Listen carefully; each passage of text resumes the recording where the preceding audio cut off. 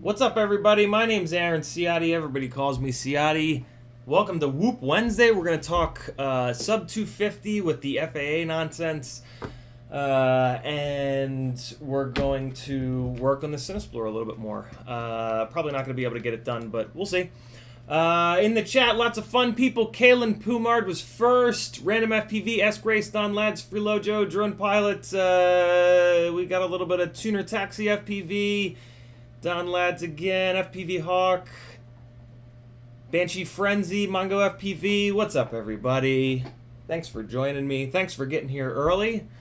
If you want to talk directly to me in the chat, all you got to do is type CiottiFPV. Don't put a space in between. CiottiFPV. If you do that, your chat comment will light up in orange, and I'll know that you're talking to me. Otherwise, I'm going to assume that you guys are talking amongst yourselves. The fellows that follow me, fellows, that's a weird word. The folks that follow me over on Patreon, we call ourselves The Collective because we're a bunch of nerds. And yeah, bunch of super smart people hanging out in the chat, answering questions. If it's a really good question, please tag that I'm not tagged in. Please copy it, paste it, give the person that posted it credit, and tag me so that we can talk about it. Thus far, some people have tagged me. Don Ladd says good evening. Freelojo says hello. Freelojo also says open logger for flight controllers with no black box. Yep, that's an option for sure. You got to have an extra UART though. Unfortunately, it's and you gotta have room for it, which is why it's still not an option for these goddamn tiny whoops. It's really the first company to make an AIO, to make a tiny whoop AIO. So 1S is fine. 1S and 2S, that'd be great too. Not a deal breaker though. With a VTX on board and an MPU 6000 gyro, or at least a gyro that we know is not a problem, and a black box chip, I'm gonna buy a dozen. But nobody makes that yet, unfortunately. Unless you guys know of one. VTX being on board, so either the VTX or the receiver has to be on board. These little lightweight 20, 30, 40 gram tiny whoops, you just can't, you don't have the real estate, and you don't, and it's just too heavy to build it with an external receiver and an external VTX. It's just not a clean build. So yeah, it's got to have one or the other on board, or both. I would rather it just be the VTX. My ideal tiny whoop AIO has the VTX on board, which will zing up to like 200 milliwatts, and then an external receiver so that I can just run a Crossfire Nano. Or if there's an internal Crossfire Nano, or an internal Crossfire, that'd be great too. So yeah, Banshee Frenzy says hey. FPV Hawk says hey. YouTube did the thing. Scrolling. Drone Pilots saying hello. Alexander Romanenko saying, you see all the work Oh My God is putting into the sub 255 inch. So much R&D. Sure to happen because of this. Yeah, it's almost like Tommy knew, right? I love that the R&D that he's doing.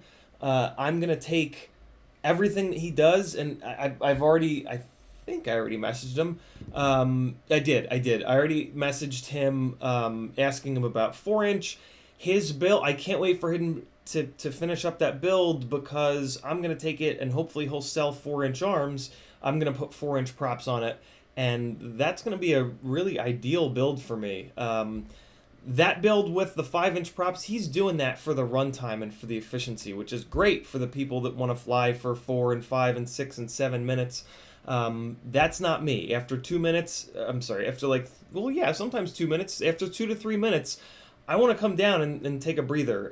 Usually I've crashed 18 times by then and everything's on fire, so it doesn't really matter. But yeah, I want something that'll crash a little bit better, something that's not going to have so much hang time. 250 grams on the other thing for me is 250 grams on those big 5-inch props. It just hangs. It doesn't come down. It's sort of there's a sliding scale of like not enough prop size to weight, too much prop size to weight, kind of perfect in the middle. And that's how I tend to kind of build rigs. Is I put them all together, fly them, and if it's towards the middle of this range that I like, of like hang time to weight to toss to whatever. Yeah, those are the builds that I really enjoy flying. That's what the Ripsqueak Micro that we just finished up is. 220-ish grams. Then a little bit less than that, we found out. 205 grams all up on a 3-inch prop. That, for me, is bang in the middle of that range where I really like.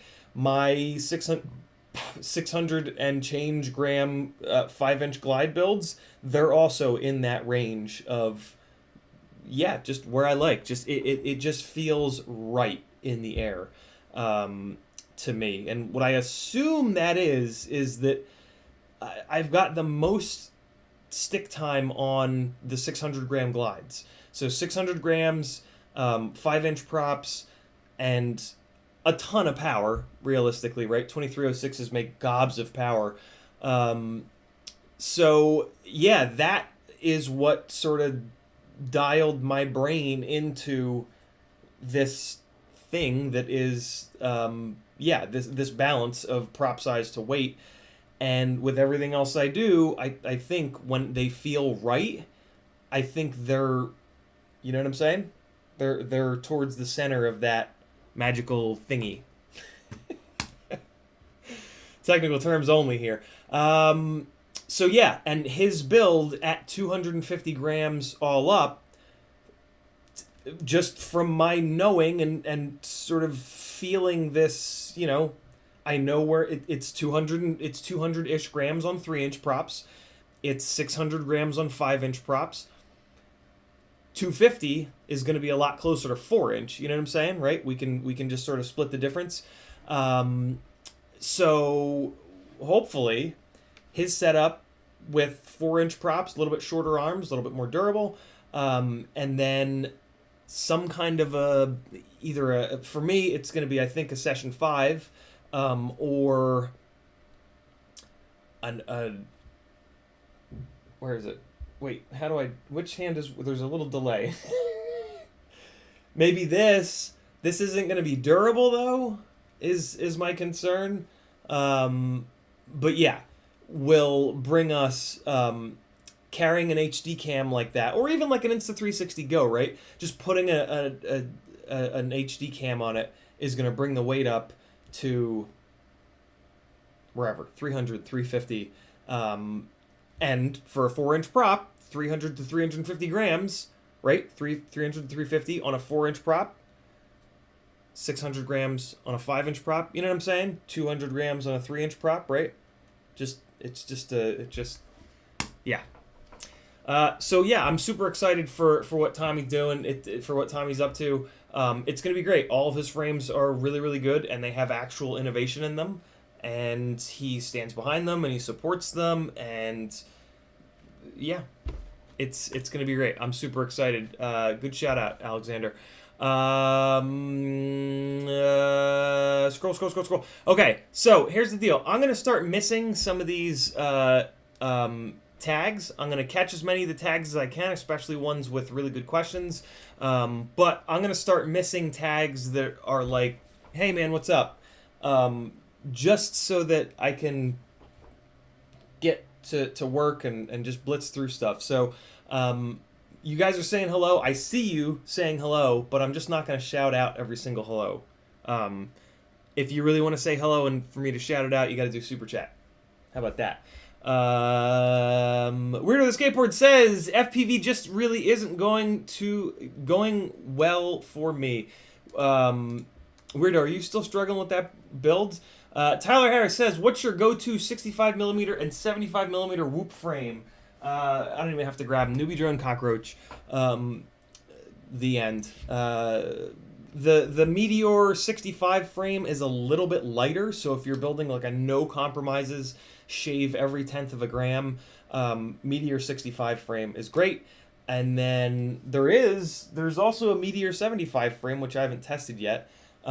Which should be a little bit lighter than the Cockroach 75 frame, but the Cockroach 75 frame has a carbon fiber X plate on the bottom, which is pretty gnarly. So there you go. Freelo just says it's way small. Yeah. I think Freelo Joe had mentioned the open logger. Yeah, it is very small. It's just the tiny whoops are even smaller, unfortunately. Z Carazales says VTX is really tough because of the heat. Very true. But with one of the great things about VTX tables is one of the only good things about VTX tables, I should say, is the ability for you to turn on low power until first arm. That, as well as just being cognizant of your VTX being on your AIO. Yeah. If you're an experienced pilot, you can keep that from cooking. Lilithium is here. What's up, girl? Tiago says your next build with a link. Copying link address. Copying the wrong link address as I do every time. Just want to do regular copy, not copy link address. Go figure. Sharkbite HD Whoop. I don't have the VTX for the HD Whoop. I have the big ass tall fat VTX, but wait, that's not the one. What I do have is the longer cable, so we can actually do the Sharkbite build finally. It's going to be on a glide. I think it's going to be on one of my existing glides, and because I just want like a known platform that I'm going to put this on. I don't want to put it on a rig, like a freshly built rig that might have other issues that make it fly like ass. I want it to be on a rig that I already know flies great, so that I can actually evaluate it with a known quantity. The only change will be the video. So we'll see. We'll see how that goes. Scroll. FPV Hawk says, I have a Mamba Mark II F4, and I plugged my LiPo in, and the ESC gives 3 signal tones, but the FC doesn't give me the 2 signal tones. Boop, boop. LED on the flight controller lights up, but the RX and the VTX won't turn on. So, let's just go step by step. Plugs the LiPo into the ESC. ESC says, hey, I'm here. Bop, bop, bop. That's what that is. That's the ESC saying, I'm good to go. I'm on. I'm connected to motors. The motors are what's making the noise. Then you expect the 4th and 5th tones. Those 4th and 5th tones come from the ESC being correctly connected to the flight controller and the flight controller getting power. Both of those things have to be true. Let me say that in a different way. Flight controller has to get power. We know it has power because of the lights. The other thing is that the flight controller needs to be able to talk to the ESC. That's what it is. That's the better way to say it. So something is going on there. It could be like if you took the motor signal wires and you just clipped them, it could be that. If the little plugs, if one of the plugs is bad, if it's can't just be one. But physical, there could be a physical disconnect other than power on the plug header between the flight controller and the ESC. All right. Once you've confirmed that, just look at the plugs, look at the pins, make sure none of the pins are bent inside of the plug header. Like super basic stuff, but you gotta look. You just have to. After that, now you got to look at the software side of things. Figure out if there's a software issue preventing the flight controller from talking to the ESC. That could be. So the flight controller could be blown up. You said that the RX and the VTX won't turn on. That's actually a really interesting clue. LED on the flight controller lights up means that you're sending the flight controller VBAT, more than likely, hopefully, from the ESC.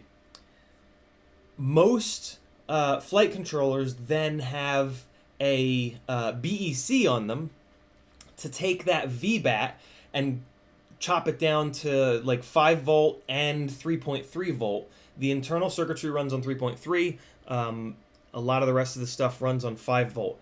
You said that your receiver and your VTX won't turn on. It depends on what power source you're giving those two things, but you're probably giving them what you're giving the receiver. I guess it'll take anything.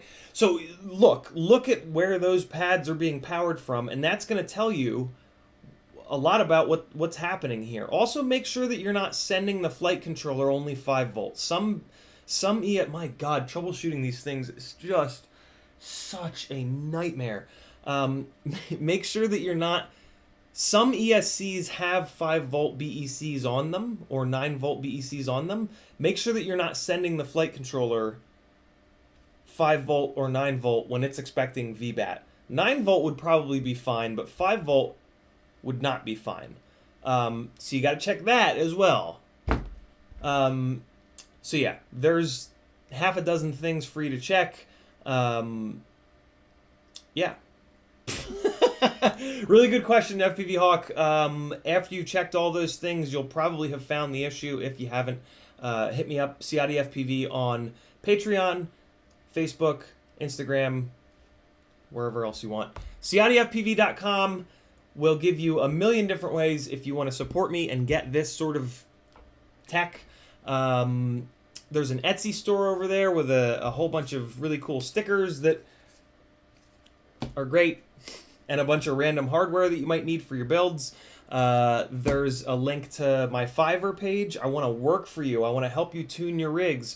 one-on-one. I want to help you fly better one-on-one in the simulator, or we could maybe try to do it in real life via FaceTime, I guess, maybe. I want to help you edit your videos better, or just get you a little bit more comfortable with iMovie or Premiere, Adobe Premiere. Yeah, lots of cool things over there. I'm starting to actually get, I mean, it's the same like 2 or 3 people over and over again that want to support me, but they've been like absolutely loving the sim sessions and the build advice and the you know, we're speccing out builds. Yeah, it's been really, really good. So you guys are my boss. Let me be your employee. Scrolling back up because YouTube did the thing, of course. Dauntless says, how long are we streaming today? No clue. As long as I can, as long as I can, which is typically what it is when my brain starts to betray me. Mr. Huggy says, from the iFlight video, it doesn't seem to have that much hang time. I thought it had too much. And Tommy talks about that at one point in the video. He says that it has a ton of hang time. And so, yeah. And I mean, just 250 grams on a 5-inch prop. Like, it's you know, physics are physics. That's going to be a setup that it just doesn't, it's yeah, it's going to fly like a toothpick, basically. It's the prop size to weight ratio of a toothpick.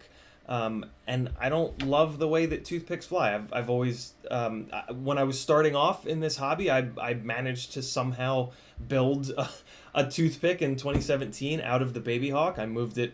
I mean, Christ, the OG Baby Hawk kind of is a toothpick, let's be honest, right? But then I put much bigger props on it, and I brought the weight way down, and I had it at one point pretty similar to the toothpick prop size to weight ratio.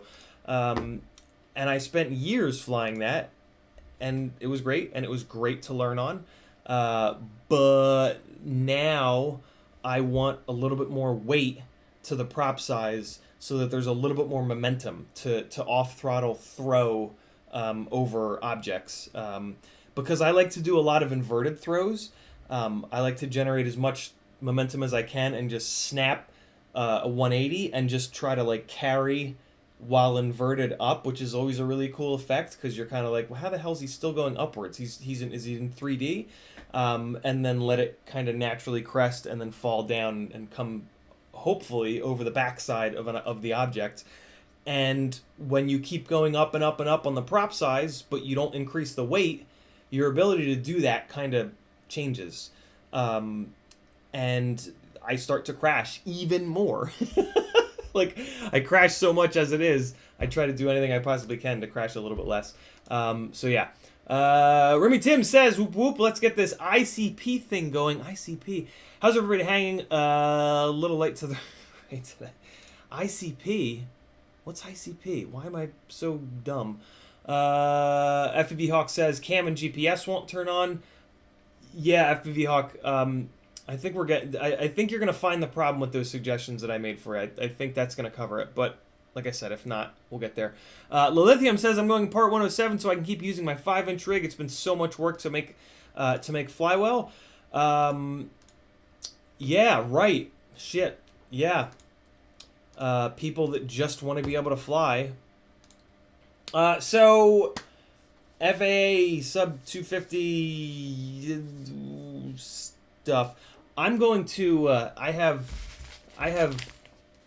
things that need to get shipped out.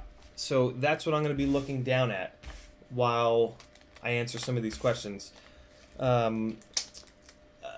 So yeah, everybody that just, I mean, first and foremost, let's be honest.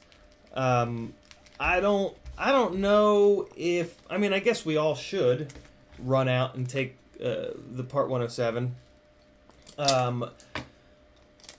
But I just don't see a world where the FAA is going to be able to police this shit.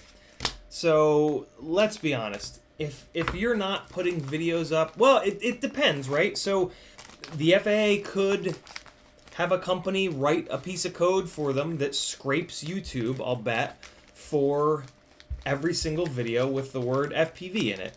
And they could probably figure out a way to send all of those people fines. But will they, right? And so, and like, what, you can't really prove from YouTube. So like, I'm gonna just start putting a little date on all my edits in the beginning that says December 31st, 2020. And at that point, as long as there's nothing in the video itself that shows the date, I don't know what they can really do. I guess they can maybe like subpoena evidence or some shit like that, and then they can look at they can take your hard drive, I guess, and look at the metadata. But are they gonna do that? I hope not. They could, I guess, maybe. I mean, they can kind of do whatever the hell they want, right? But are they? I don't think that they are. It's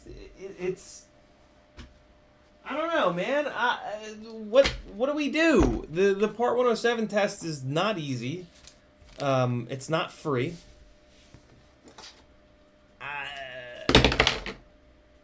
I dropped my scissors. I do, and I mean, for me, most of my like, I haven't flown in weeks. I basically don't fly anymore. But luckily, I've got like hundreds I've got terabytes of past footage that I'm going to be editing and continue to put up as I have been. So like, I'm not technically in violation, you know what I'm saying?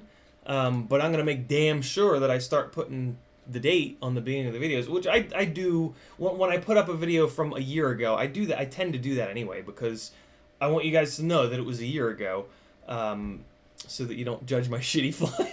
So that it's just another excuse to any mistakes that I made in the session, or in the edit rather. But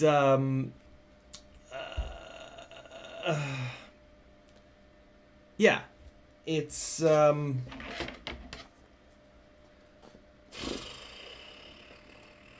don't know, man. What do we do? What do we do? For me, the part of it. Let me do this. Let's talk about it some more, but let me get caught up on the chat, because if you guys are adding to this current conversation, I can't see it because I'm scrolled up in the chat a little bit. So let me table the FAA discussion, the sub 250 discussion for the moment, get caught up on chat a little bit, and then we'll hit it again. Word of the skateboard says it's still not working. Troubleshot with a canny few people, but the Mobula that just came also doesn't work. Weirdo, hit me up somewhere. Let's troubleshoot it. Not on the stream though. Tyler Harris says, "Wow, how do I turn on low power until first arm?" It's right in there, Tyler. It is the very last option in there. Do I have a flight controller? Yes, I do. It is. Yeah, it truly makes. This is gonna be very controversial, but it makes VTX tables worth it, if I'm completely honest with you, because the VTX tables are not hard. They really aren't. It was hard the first 2 times you did it, but then it wasn't hard anymore. And just, you know, that's what she said. It's right here, low power disarm. And for me, I like this option because it's low power until the first time you arm, and then it's high power for the rest, so that if you fly the rig far away and you crash it and you disarm, you don't lose video. Setting this to just straight up on, if you're never going to fly in a spot that you don't know really well, this could actually be okay. The problem would be like if you crashed on a rooftop. As soon as you disarmed on the rooftop, you would lose your video, and now you don't know if you're upside down, right side up. So yeah, I mean, realistically, on until first arm, and then you can just go into the OSD and turn your power down if you get hung up in a tree or something like that, right? And you don't have these other things to kind of worry about. So yeah, do that. I just realized that I didn't put any notifications up about this live stream. I just completely forgot because I'm a bad YouTube person. I guess that's why I don't call myself a YouTube person. I don't really call myself anything other than a jerk. Z Carazales says the VTX being on AIO boards can affect ESC heat. When your ESCs reach a certain temperature, they can lose efficiency. Very true. Very, very true. B-Man says, what's up? Weirdo with a Skateboard says, don't know if it helps, but I have seen the same problem as the Mamba guy, that the 4 or 5 beeps number 4 and 5 don't happen. It's been connected to 4 beeps don't happen. It's been connected to BL Heli reasonably. Yeah, so that could be one of the other problems. With what I was saying about it potentially being software related, is there a software problem that's preventing the flight controller from talking to the ESC? That's one of the things that needs to be troubleshot. Could be like the ESC could be bricked if like it's a BL Heli 32 ESC, but you try those other suggestions, and if they still don't fix it, we'll go down that route, because there's actually a bunch of things that it could be. It could even be, I think it could be, it's been a long time since this happened to me, but I think it could be if like the ESC is looking for bidirectional D-shot, but it's not turned on the flight controller. Don't quote me on that, but I think that might, or vice versa, I think that might cause it to not give you those extra 2 beeps, because they're trying to talk to each other in different languages, sorta. Or it might not do that. Forget, sorry. We'll get it going though. Oh, looks like we got it. FPV Hawk says my 5-volt regulator is dead. The 9 volt works. I'll put a new external 5-volt BEC in the quad. Thanks for all the help. Boom, there it is. That was easy. The big clue was that it wasn't powering any of the other stuff. Here's something you can do that's interesting. You can actually do the external. I don't know if you're already planning on doing this, FPV Hawk, but in that case that the 5-volt BEC on your flight controller dies, you're never going to get voltage readings doing this, which sucks. But the flight controller will still work if you put an external 5-volt BEC and just feed 5-volt into any of the 5-volt pads on the flight controller. You'll be at that point using the flight controller as a PDB to just spread that 5-volt out.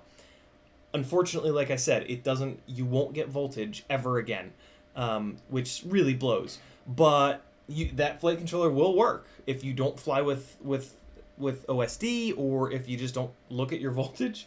Yeah, you could just put your, can you turn on, I wonder if you can turn on, is there like a virtual no, there's not a virtual, no, that's insane. No, yeah, you'll just never get voltage again. But hey, better than throwing it in the dumpster.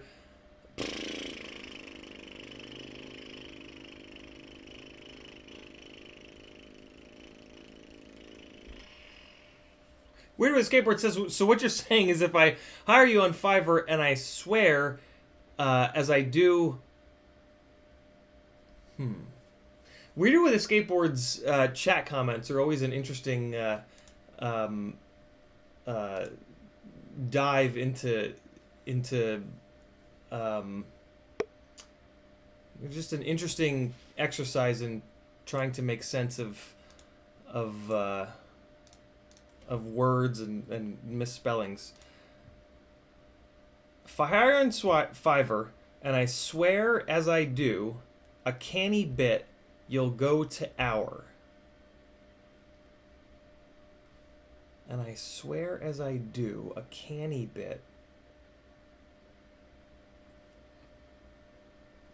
Sometimes I just can't piece it together. This is one that I just can't piece together. I'm sorry, Weirdo. Dauntless says, starting a 2-inch build today, somehow RDQ shipped across the country faster than Pyrojoist. Yeah, all their cats and dogs are living together in the postal services right now. Weirdo says, don't know if this is what they're talking about, but rap group called Insane Clown Posse. Yeah, that is what ICP it was. That is one. I assumed it wasn't that, but I guess it could be. FPV Hawks. Oh wait, no, talked about that. If they do that, just take FPV out of tags. Yeah, true, but then nobody will find our videos. We are safe until tomorrow in 2 years.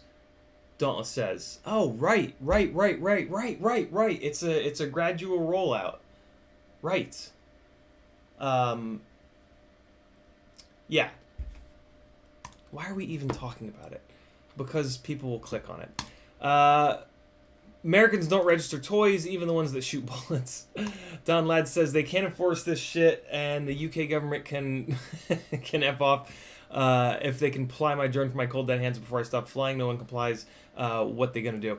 Yeah, I mean, for you guys, I really don't think it's an issue, right? Like, what's funny is the people with channels that get any kind of viewership are the ones making all these fucking videos about it and creating all this hysteria, and then like 99% of the people that watch these videos creating the hysteria don't have basically are not in a situation where they can be policed. So for all you guys, do whatever the hell you like just do whatever you want. Unfortunately, I have to pay a little bit more attention to it. Because there's a chance that somebody will rat me out to the FAA, right? That's been happening. Can you imagine doing that? Can you imagine like being that sad of a person that you're like, oh, this guy on the internet, make him pay. He wronged me. Can you imagine that world? So yeah, I don't know. I'm very tempted to not talk about it at all because of all these reasons. But I know that I need to talk about it in order for more people to come and watch me. And it's finally dawning on me that if I want to do this full time, it can't be as much as I want it to be. This can't just be what I want to cover and what I think we should talk about. You know what I'm saying? So yeah, we have to talk about it. I don't really know what else to oh, well, yeah. So the other, well, no, hold on. I was almost caught up. I was very close to being caught up. And then there's another point that I wanted to talk about, which is basically like 250 grams, we can build some pretty cool shit. The law that I was, well, the part of it that I was most interested in, it said, if you're doing it commercially with a Part 107, basically you're going to have to be 250 grams or less, and there has to be some sort of I forget how they word it, but it's something like with protection around the end of the propellers so that you don't cut people. So a lot of what we've been doing lately is kind of that. So I'm going to focus more on that. I'm going to focus more on sub 250 stuff, which is my niche, right? Like all the flight edits that I put up are 5-inch because the footage that comes out of that is better, and the flying is bigger. I need to shift away from that. That's a big, deep talent pool, and I'm in the shallow end of that talent pool. So by moving over to everything and anything sub 250, I'm gonna be I'm gonna be the same size fish, but I'm gonna jump into a smaller pond, right? So hopefully I'll be a big fish in a pond. Man's mouth stops working live on stream. News at 8. Yeah, you guys know what I'm struggling to say with my shit mouth.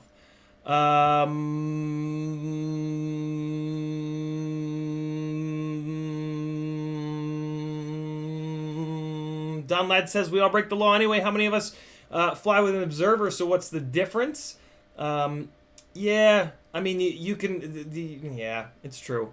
But I don't know, the observer thing. It's like, yeah, there was an observer. Prove that there wasn't. Kind of deal, right?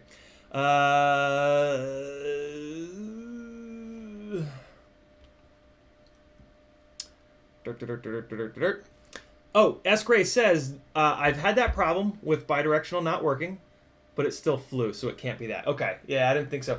It might be like, you know what it might be? If you flash the ESC to be bidirectional, but then you don't tell the flight controller, you don't turn on bidirectional on the flight controller, I think that's what messes it up. Because the ESC is talking Greek, it's talking like, 2020 future, and then the flight controller is like, nah, bro, 3.5.7. Old school, no RPM. I think that might be it. Or it might what I might be thinking of is there was a little while that I was struggling with the version of when you flash in BL Heli, you can screw up the version, or you can like manually flash from a hex file that you've downloaded, and it kind of like bricks, but not really. It like temporarily bricks the ESC basically, and that might be what I'm remembering, where it would give me the 3 beeps, but it wouldn't give me the next 2 beeps. Or I just could be completely wrong. Remy Tim did mean Insane Clown Posse. Oh my god. Their thing is... Oh! Right. Don't worry, Daniel. The best jokes are always the ones that you have to explain. Take that from a pro at terrible jokes. Tiago says, if I hire you on Fiverr, which he's already done, and I swear like I do, will you go to human resources? Got it. Tiago just translated Weirdo with a Skateboard for me. I don't know why I couldn't translate that. No, I will not. I will not go to HR. Thank you, Tiago. You guys can call me. Maybe I'll make a Fiverr job for stress relief. And since I curse at you guys so much, you guys can come on, and for 10 or 15 or 20 minutes, because that's probably all I could take, you can just scream obscenities at me.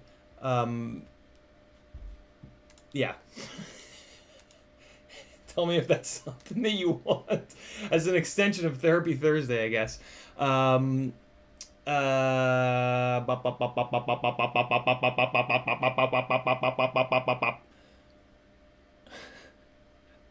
don't know, man. Your guess is as good as mine. Where is it? Come on, where was I? YouTube! God damn it. Weirdo says, at this point, I don't even know what I mean half of the... Oh, alright. We got that. Almost caught up. Almost caught up. Christopher Delks is here. What's up, brother? Christopher Delks is a long-lost Northeastern friend of mine. Not long-lost. Oh, damn! Christopher Delks filling up the Naked GoPro fund, I think. I'm bad at math, but let's see. Let's see. Dude, thank you, brother. Chris Dilks is one of my more successful friends. I've never described... I don't know if I've ever described anyone that way, but it's true. He's living up... You still living up in New York? Unbelievable software... Would you call yourself a software engineer, Chris? Yeah, this dude can do some coding. 70 plus 138. Why am I questioning the person that writes code on math? Is math? No, I guess math isn't in code. There's no... Is there math in code? Now you guys get to see how dumb I am when it comes to computers. Bro, thank you, thank you, thank you. Very fucking generous. 208 out of 208. We're building a naked GoPro. Hey, by the way, here's how the super chats are going to work. If you got, from now on, if you guys want to donate to this is always going to be changing. You got to do what Chris did and say Naked GoPro Fund. If you just want to download to like me being able to eat and get health insurance and pay my bills, then you can just do a super chat that says, yo, here's a question, or fuck you, or whatever. So yeah, there you guys go. We'll be a little bit more specific. I kind of have to do that. I can't just take all the super chats and put it into stuff that I buy, because I don't make quite enough on Patreon and through the affiliate links to swing it. Speaking of affiliate links, I haven't called those out yet. I'll do the shell thing since it is a full-time gig at this point. If you guys want a ton of content, it's going to have to be my full-time gig. And here's a million different ways to help me out. If you're broke like me, here's some free ways that you can help me out, right? For example, here's how affiliate links work. See how I'm clicking on these affiliate links? Now that I've clicked on these affiliate links, I'm glad that I did this because I always forget to click my own affiliate links, and I'm allowed to. Now that I've clicked these affiliate links from Amazon and from GetFPV and from FPV Crate and from Banggood and from Camera Butter and from AliExpress, and my friends Pyrodrone just got an affiliate program set up, and I'm hoping to hell that they will let me in. So hopefully there'll also be a Pyrodrone affiliate link button. The fact that I clicked on those affiliate links from CiottiFPV.com, on each one of these websites, my browser now has my secret CiottiFPV code buried in here, so that the next time I do an order on any of these websites, I'm going to give myself a little tiny percentage of that order. So yeah, that's how affiliate links work. If you want to support me, you can click mine when you're doing orders on these websites. I like to click them all at once because I forget. And you can do that at CiottiFPV.com. I don't know if that's illegal per the terms of the affiliate agreement, but I don't know. I'm forgetful as hell. I can never forget to use my own, so how can I ever expect you guys to use mine? So just when you see me talking about a product and you're interested in it, and you scroll down to the description, click the links, and it'll throw my thingy in there, and the thingy, and the thingy, and the place, and the poop, and the, you know. What is happening? Mr. Huggy says that drift edit with your 4-inch rig shows you can get just as good for lighter. Really good point, Mr. Huggy. I mean, when I watch that edit, there's a million things that I'm just like, no, that's not as good, that's not as good, like, I tear it apart, but I'm a completely unreasonable lunatic with completely impossible standards for no reason whatsoever. Like, if I was like a big-time film producer or you know, a well-known pilot, like, it would be one thing, but there's just, it's my sickness. It's literally my sickness. It's literally my mental illness. But hey, I'm not gonna change anything. Fuck that. Don Lad says, in the race season, I go all over Europe to race. I'm still waiting to hear what impact it'll have on that. Oh my God, that's true. Oh my God, I didn't even think. I'm so like removed from everything and anything racing that I just don't. It's just not on my radar at all. Oh my God, yeah.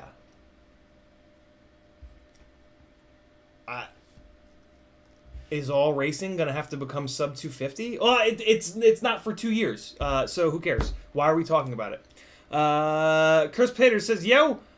Zach Silvestri says, "I'm late to the party. Please forgive me, sir." You are forgiven, Zach. You are only forgiven because you sent me $5, though. That's not true. Thank you so much, Zach. Very, very kind of you. Glad to have you here. Here's a trick that somebody told me recently. If you go back to the beginning of the stream and put it on 2 times speed, eventually you'll catch up. You'll catch up in 25 minutes from now. So for the next 25 minutes, I won't do anything interesting. So that Zach and anybody else just joining right now, well, I guess I can do interesting stuff because they'll see it. That's how it works. B-Man likes Pyrodrone, so do I, B-Man. They've been, the Pyrodrone and Get FPV are like, man, like, every once in a while I'll be like, oh man, Pyrodrone right now, I'm loving. And then like, a month later I'll be like, ooh, Get FPV, got some new shit, ooh. That's weird. I'm a weird person. Freelojo, thank you for dropping for the... Thank you for... Thank you for dropping the link to Linktree. The Linktree... The CiottiFPV.com pushes to Linktree, but it gives you a you're not secure message. I don't know why. Weird of the Skateboard says... In the UK, at least, the filthy Dinny Ken about drone laws won't life you for anything you do with them. Hey, we're caught up. Holy cow. So here's the other thing that I wanted to talk about. Alexander Romanenko says, in 25 minutes, they will be at this moment now at 2x speed, but you will be 25 minutes late. Oh, that's true. Yeah, right. So you'll catch up in... 25 plus whatever half of 25 is. 37.5 minutes. Ha! I can do math sometimes. Freelojo says, have you ever watched yourself in 2x playback? I have. It is fucking horrifying. I don't know if it's horrifying just because I hate watching myself and it makes me want to die. But it's probably, I don't know. Crystal says, the not secure message is because your SSI certificate isn't set up / configured correctly. I don't know any of those words. I've heard those words before, but I don't know what they mean.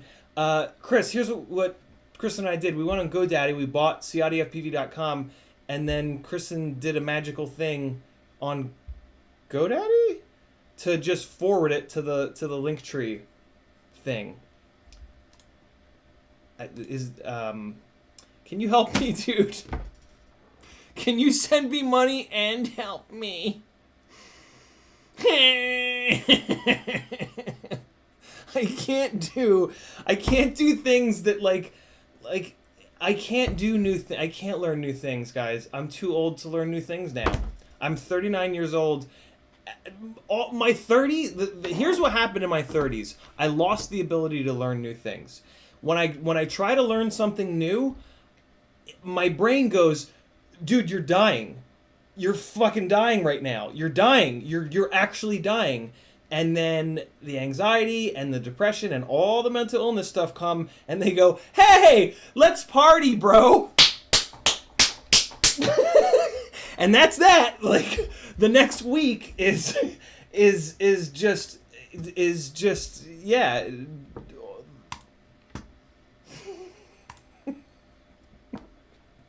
So there you guys go. For all of you 20-somethings, A, fuck you. B, this is what you have to look forward to. It's great. You're going to hate it. Zach says you can't watch yourself without overanalyzing yourself. I feel you. Weirdo the Skateboard says, in a remix frame in the arrow on the flight controller meant to face the front or the back of the quad. Arrow always faces the front, but it doesn't really matter. You can just fix it in Betaflight. So weirdo. You know how like I always talk about when we're doing builds, like, hey, I'm about to put the flight controller down. Let me see. Should I put it this way? Should I put it this way? Should I put it that way? Don't just put the arrow to the front, like because it's so easy to fix. It's so easy to fix. There's a million YouTube videos on how to fix. It's called board orientation. And yeah, mount the flight controller in the way that makes the most sense. Look at where the USB port is. Think about where you want to plug your USB in. Look at where the plug header is. See if there's good clearance. Make sure it's not going to hit into anything.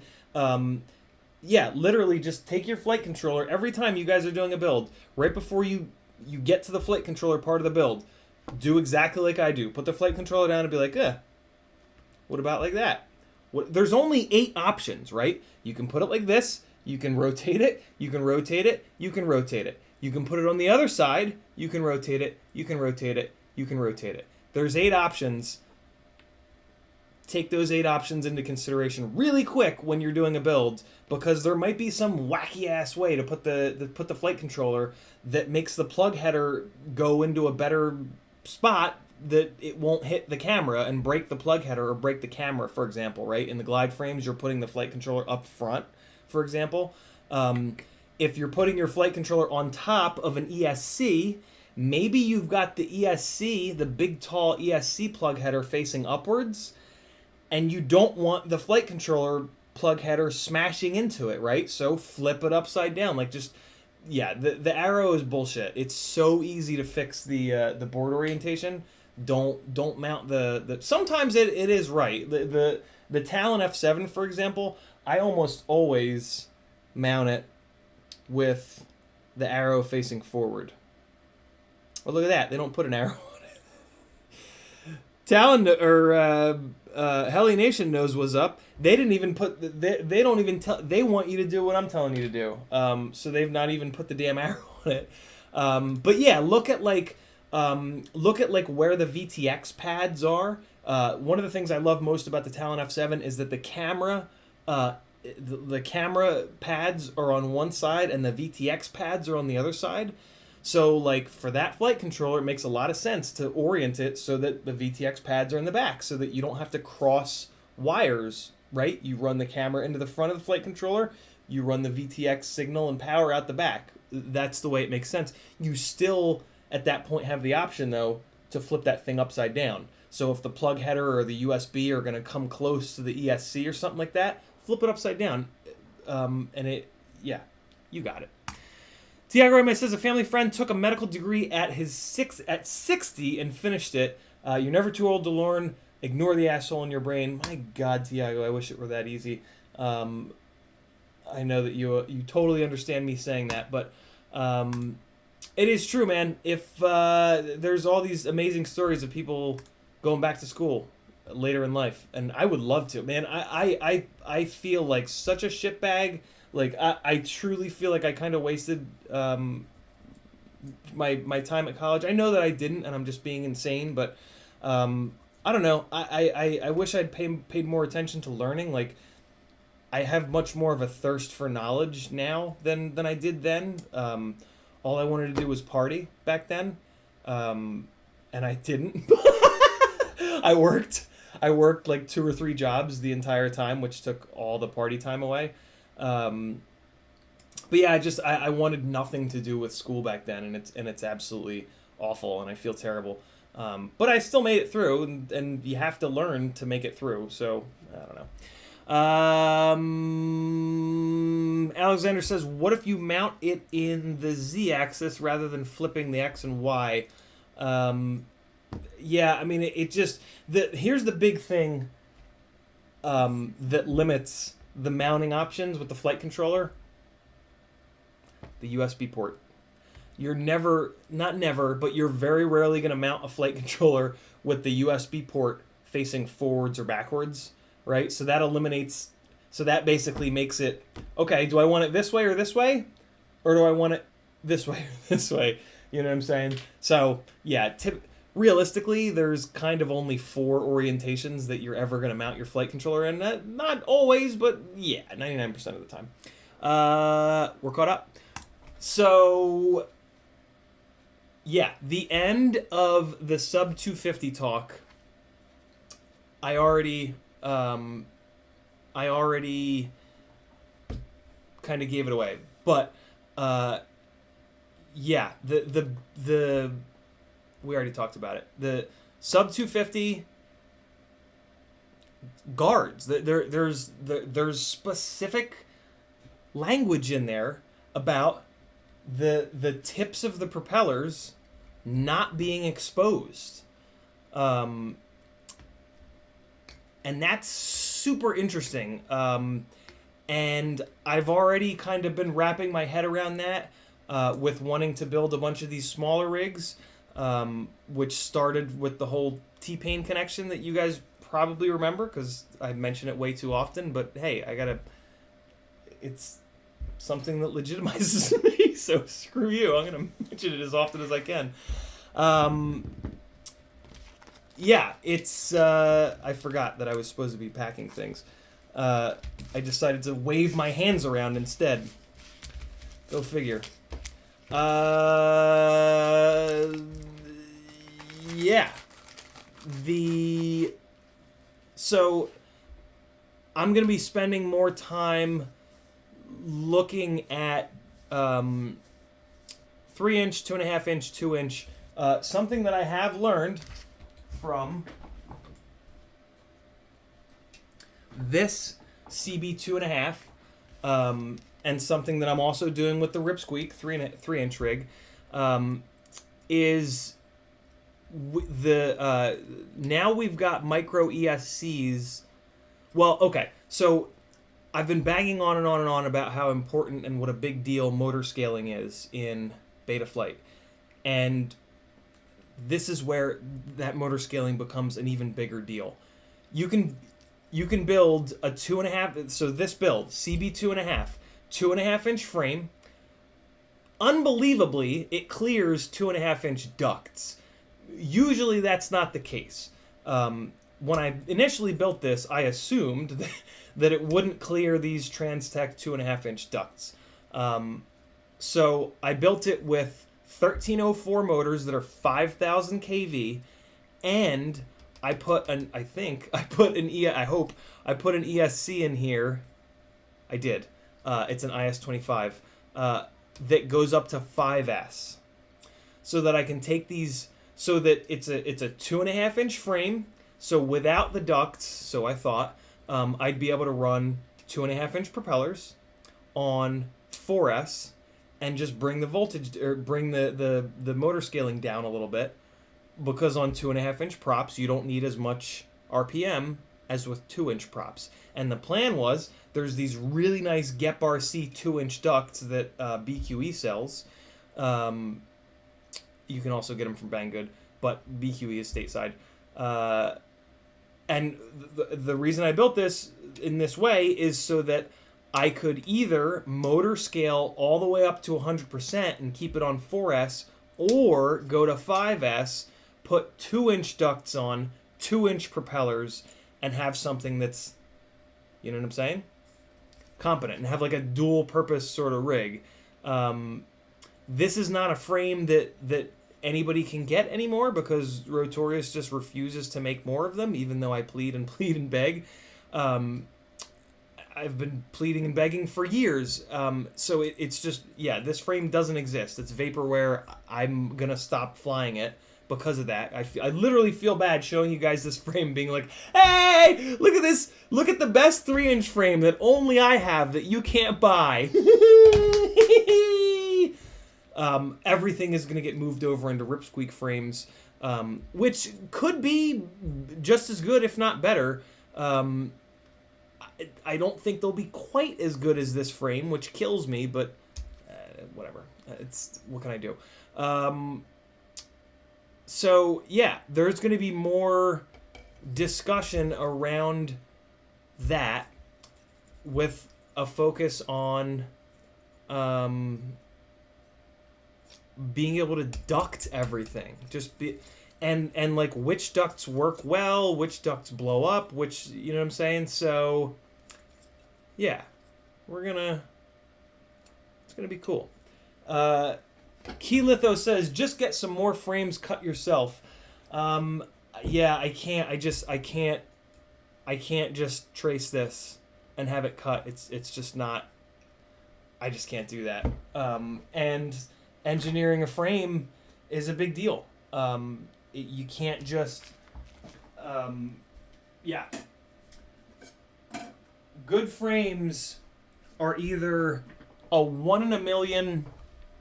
Somebody that didn't know what they were doing just happened to hit the lottery and get it right, or they are multiple people typically working together many hours to make it good. So yeah, unfortunately, making a frame is easy. Making a good frame is very difficult. Very difficult. So there's your sub 250 talk. We are an hour in, and that's where I'm gonna leave it. I'm gonna put my own time code in real quick here. That says 0:0:00. That turns on the. That turns on the code, the time codes, and then and then I have to do this. Sub 250 talk and chat. Look at that, and then I'm gonna go 0:1. Wait, is that 1 minute? No, that's 1 hour. 1 hour and 06 minutes.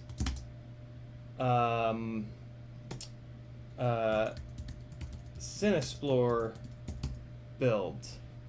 No, I'm gonna give myself another couple minutes. I'm gonna give myself 3 minutes to do this one package here. There we go. Look at that. Apparently that updates right away. I wonder if it changes the. I wonder if it does the cool thing that those time codes do to the progress bar on the bottom live, or if that only happens on the replays. Yeah, talk smack in the chat about your thoughts on all this nonsense. Although, yeah, I mean, unless any of you have YouTube channels that get a significant... Basically, if you have a YouTube channel where you're going to get a hater, then talk about it in the chat. If not, think about happier things, maybe. Because I don't know. I just don't... I don't think it's going to matter. I really don't. I just... How are they going to catch you? Are they going to train every single LEO in the country? The laws? Cops don't know the existing laws. You kidding me? You think they're going to learn drone laws? The hell out of here with that.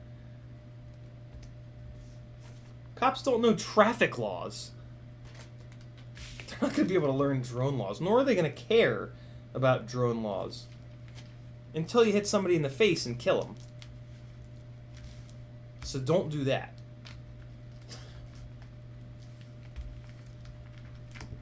You guys think... I don't know, man. I worry. 600 grams of spinning death knives at 80 miles an hour to someone's face. What happens? I know one of Evan Turner's friends got hit in the face by a racing rig at... He said it was full tilt. I don't know, man. He didn't die. He had to have reconstructive surgery on his face, though. That's pretty gnarly. But he didn't die. But that's a race rig, man. That rig could have been as light as... Race rigs are down to 300s, right? 300 and something grams. The difference between 300 and something grams and 600 grams is a lot. If you've ever... Do this. Next time you have your propellers off of your 600 plus gram 5-inch rig, throw it up in the air as high as you can and then catch it. You will not believe... When you go to catch it, make sure that your hands and your body is stretched up as high as you can, because that fucking thing is gonna like hit the ground still. It's gonna hit the grass. Like, it comes down like a literal ton of bricks. It's crazy, and it will really open your eyes to the amount of energy. And that's just a free fall from the height that you can throw it. Right? Imagine it powered going, ah! Shnikes. We're at 110. Cinesplore time. Caught up on chat real quick. Ruby Tim says, I wonder what the IP laws are around a frame design not being used anymore. What does this become, open source, or could Rotorius be persuaded to make it open source? Yeah, I've asked them that too. No one. Every time I've asked the new owner of Rotorius about it, I've been told, "Oh yeah, I just got them cut and they're on the way." And I've asked any number of. I've told them that I've got 20 people ready to buy them. It's a frame that it's never gonna get made again. Like, it's. I've put so much time into it, I can't put any more time into it. Tyler Harris FPV says that's gonna put it at 1 minute and 6 seconds, not 1 hour and 6 minutes. You got to put the seconds too. God damn it. Richard says, yeah, it updated immediately. Nice. Dauntless says people paying for cinematic shots don't care if you take ducts off to get the shot. They don't care. It's bigger than 250 grams. They do. Dauntless, have you had that experience before? My experience has been the complete opposite. They unfortunately have to care, because if they get contacted about the drone footage in one of their productions, they have to be able to say it was this person. They were so my experience has been that they have to care. They don't want to care, but they have to care. If you've had the opposite experience, I would love that, because I always kind of thought that was the deal. I always sort of thought it was just like, well, why would they care? But that is not what I've heard from anybody that I've talked to in the biz. Metal Dirt Skin says they won't learn the laws, but that won't stop them from enforcing them anyway. Metal Dirt Skin lives in America.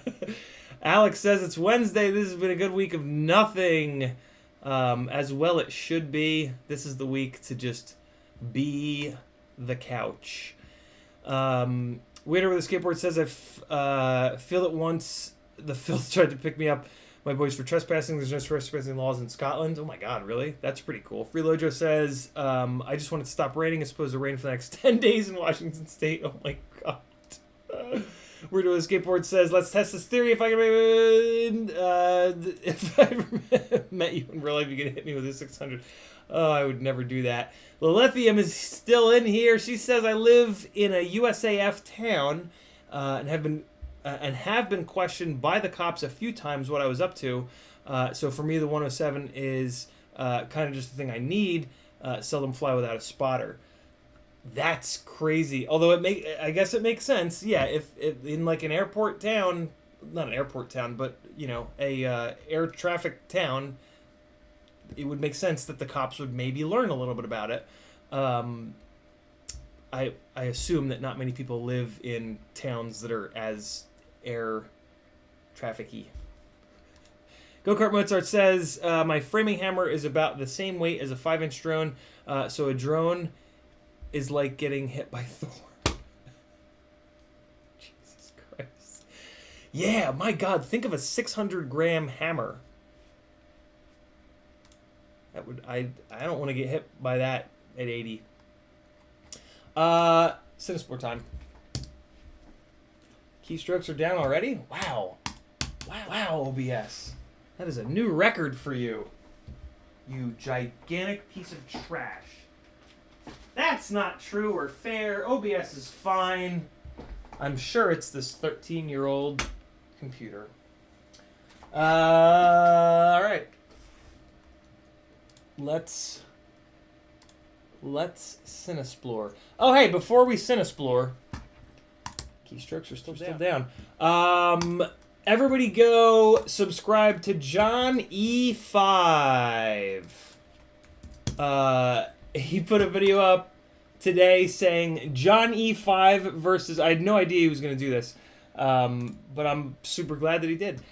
He put up a video called John E5 versus CiottiFPV Race to 10,000 Subs Challenge. He did it because we're very similar in subscription numbers. He's at 4,600. I never know what I'm at. I never pay attention to any of that stuff. In his video, he says that he's super goal-driven, so this is really going to help him out. I put a comment that said, I'm the complete opposite of that and not goal-driven at all. But this can only possibly help each one of us. So, yeah, let's go. I'm at 4,446, 400. I don't know. I don't even know how to do but yeah, we're at similar numbers. So yeah, go. I have no interest in this becoming like any kind of a competition, even though that's kind of what it is.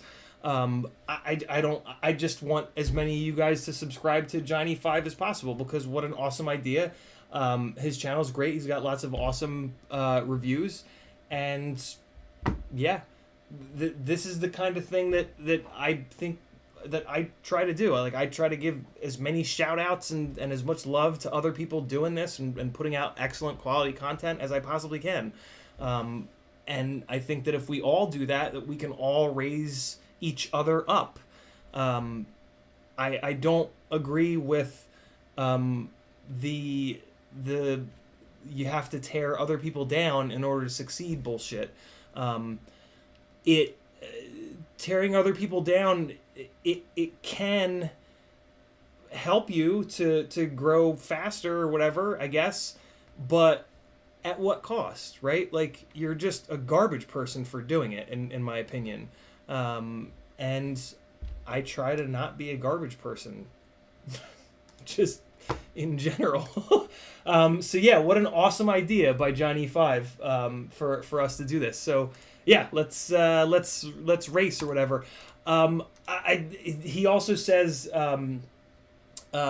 race to 5,000, which I think is a lot more realistic. The way that my growth has been going with me doing this full time, I'm not going to hit 10,000 for years. So it's, yeah, 10,000 is a cool number, but I'm not gonna think about 10,000, because me thinking about 10,000 is me self-sabotaging and enabling my mental illness to just completely destroy me.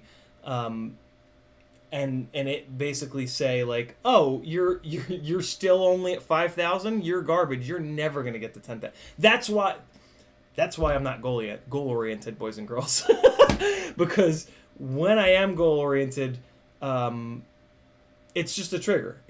Having a goal, unfortunately for me, is a trigger for my mental illness to go to this like hopeless place.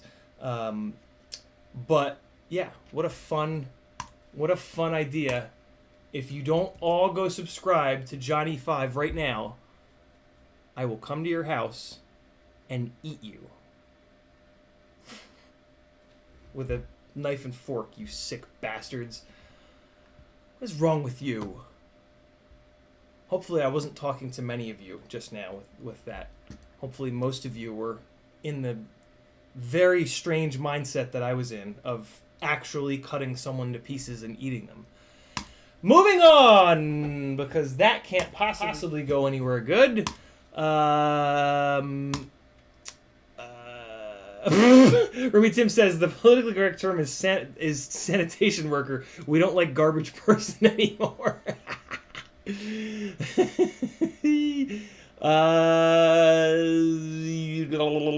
Nukem720 is here. Hey man, what's good? Too bad I had to miss you in your Santa suit on Monday. Hope you enjoyed extra time. Naked GoPro is awesome. FPV Hawk says, I like to watch your live streams while I'm building on my quads. Funny and chill. Love it, FPV Hawk. I like to do these streams while I'm building quads. Freelojo says, possibility for the RDQ affiliate program. Yeah, very true, Freelojo, rather. Very, very true. If I can somehow manage to get to 10,000, I'll be able to join the RDQ affiliate program. Yeah. And I stubbornly at that point I'll go, nah, I don't want to. They told me to fuck off. Nah. But yeah, I'm smart enough to at that point swallow my pride and go, yeah, sign me up. I'm most excited about Pyro Drones program. Because I'll be honest with you guys, but with Pyro Drone and Get FPV, you can get everything you need. With those two shops, which I have had a little bit better luck with than RDQ in terms of shipping times and customer service, specifically customer service. Yeah. So if I can get on Pyro Drone's plan, I'm not going to really be thinking about or talking about RDQ anymore. They had a shot. They set the plan up to be not for me, and then they didn't make any, it's fine. Totally cool. They're allowed to do that. Now I need to fix the... I've faffed about enough that I need to fix the damn minute and 10, minute and 22. Cinesplore Build. There we go. Here we go. Freeloader says, yes, that would be awesome to have Pyro. I agree. Flips and Shifts FPV says, hi, I'm the other Tiago. Finally created my channel. There it is. Everybody subscribe to Flips and Shifts. Tiago's going to have to come back to his regular account, though, where he's a moderator, in order to be able to link Flips and Shifts. Hey, by the way, you guys can always link to other... Well, if you're a moderator, you can always link to other people's channels. I'm not a competitive guy. I want to lift everybody up that's doing cool shit. That's all I care about. That's all I've cared about from the start. That's just who I am as a human being. So yeah, if you guys have some other channel or some other video or anything that's cool, post it in the chat, post it on the Discord, post it fucking everywhere. It's totally cool. If you're not a moderator, talk to one of the moderators. They show up in blue, and say to them, hey, I want to post something. Help me post it, and they'll help you post it. And now I have to correct the thing again. A minute 23, Cinesplore Build. Although I think I have those time codes wrong. Cinesplore Build time! Here we go. Alright. Okay.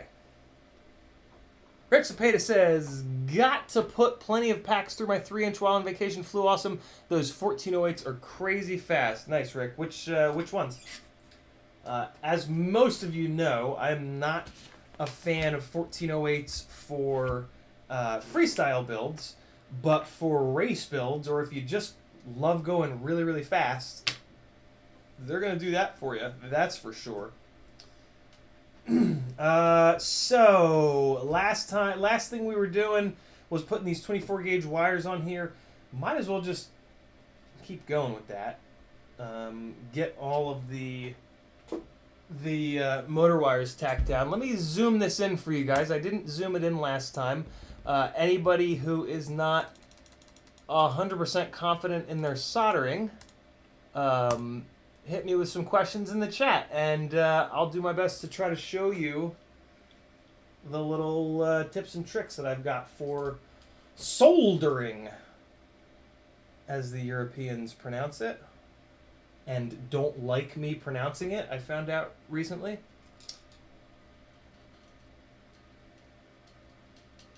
That's a little bit better. Not even, though. If it's not even, you know I'm not happy. There we go. Top's even. Even enough. Weirdo says, got an idea that I think would be proper class that I'd like to run by you. Sounds good, Weirdo. Athix says, what's the best way to go in while soldering? What's the best way to go in? Go in. Am I being a boomer and not like picking up the sexual innuendo or something? Man, I hope not. Hate when that happens. Hate when I feel like a nerd. Happens a lot though. Okay. Let's get some motor wires soldered up. So this is the sort of like the new way that I've been building rigs, which is kind of like center out. Basically, just don't put the motors on until the last step, because the motors are a pain in the ass and they're in the way, and they're like I actually like to not even put the arms on, but this frame. Yeah, now that I pulled the standoffs out, I guess there's really no reason to not put the arms on this, but they're already on. But yeah, I don't know, just kind of playing around with slightly different ways of doing builds. I used to basically build from the bottom up. So I would put the ESC down, and then I would put the motors on with race wires typically, and then I would go just up from there. Typically flight controller next, and then receiver and VTX and yada yada yada. But I don't know. I mean, the motors get in the way. They're annoying. They flop all around. This certainly seems like a little bit better of a way of doing it. If I put my finger there, you guys can't see what I'm doing. Got it, Freelo Joe. I fucking knew it. I knew it. So the God damn it! Why do you make me say this? So the biggest tip that I've got for you in soldering is to always make sure you go in hot and wet. Hot as in the iron is hot enough. Wet as in tin the tip. If you do those two things, you'll probably be okay. Some of the other sort of more nuanced things, I always try to get the soldering iron as flat to the desk as possible, so that I have the maximum possible contact patch between the tip of the soldering iron and the wire. So you'll see me doing this a lot with like my hand down on the table, and I'm just literally like, I'm just trying to get it as flat as I possibly can, and then I bring the tip down like that, and then that way, you know, you get a nice little contact patch. So that's one of about a million little super simple tips. But yeah, when you're starting off, there's about 20 things that are impossible to figure out like that. And the big thing is just to keep going. Like, just keep doing it and just keep making mistakes. And every single time you make a mistake, you're going to learn something a little bit faster than if you just listen to somebody tell you. So that's kind of a big part of it. Just keep blowing stuff up. Unfortunately, that's another big part of it. When you're new, you tend to let some magic smoke out. I promise it's not just you. We've all done it. I've done it after 3+ years on live streams in front of 100 people. It happens. It's a part of the game. If you're going to survive in this hobby, you find a way to not lose your mind at that at this extremely frustrating part of building, you'll be all right. Just keep going. Just do it more and do it harder. God. Sorry to everyone for that. That was weird. Just kidding, I'm not sorry. So I went in hot but not wet. And I paid for it. Now I went in both hot and wet, and all was well. I've been messing around with not using the tweezers lately and doing some stuff by hand. I don't think I like it. I've always told you guys not to do it for a number of different reasons. I've been sort of trying it because it's a nice skill to have if you have to fix something in the field. You might not have your favorite set of tweezers with you. Links to good pairs of tweezers down below in the description field. But yeah, I don't know. I think I'm sort of over it. Like it just frustrates me.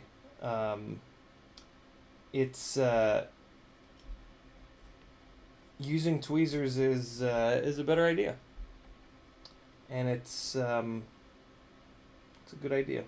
Do it. Use your tweezers, but also at some point do things with your bare hands, spelled B-E-A-R. I didn't go in wet. I just went in hot, and I'm being punished for it. Sometimes it works. If the tip of your soldering iron is clean. This soldering iron tip is so dirty that the goddamn solder wouldn't even melt to it. And it still won't. Yeah, there it goes. I run my soldering iron kind of low because I really like to have a little bit of extra time to get the wire perfectly on the pad the way that I really, really, really like it to sit, which is basically the ideal solder joint for me. Has the pad and the exposed part of the wire sitting completely flat on that pad, and then at the end of the pad here where my thumb is, that's where I want the insulation to be. So like when you look at it from the side, I want my knuckle here to be the insulation, and I want it to like butt right up against there, so that these wires are as flat as possible on the pad itself. And that's not always easy, depending on how small the work is, depending on many things. That's not always super easy. I'm going to save these last three, and I'm just going to cut these guys in half, because my race wire is going to be somewhere here. I mean, I don't really need a race wire, although now that I've soldered these on, I've kind of forced myself into race wire land, which is fine. I do like having them. Was there something in the FAA shit about lights? I feel like there was something, right? Wasn't there something about lights? I remember reading something about lights and being like, yeah, I'm ahead of the game. Because as many of you know, I love putting LED race wires on my rigs.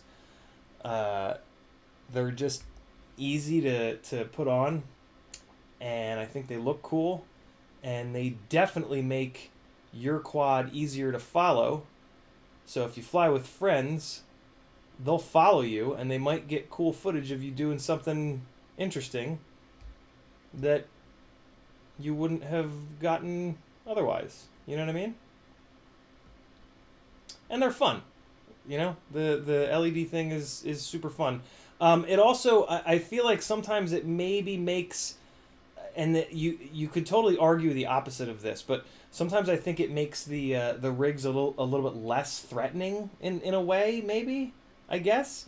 it obviously makes them easier to see. Although, I don't know, dude, the LEDs on the flight controller are pretty fucking bright. Like, I don't know if you could say, like, oh, yeah, it's... I feel like you're going to see it no matter what.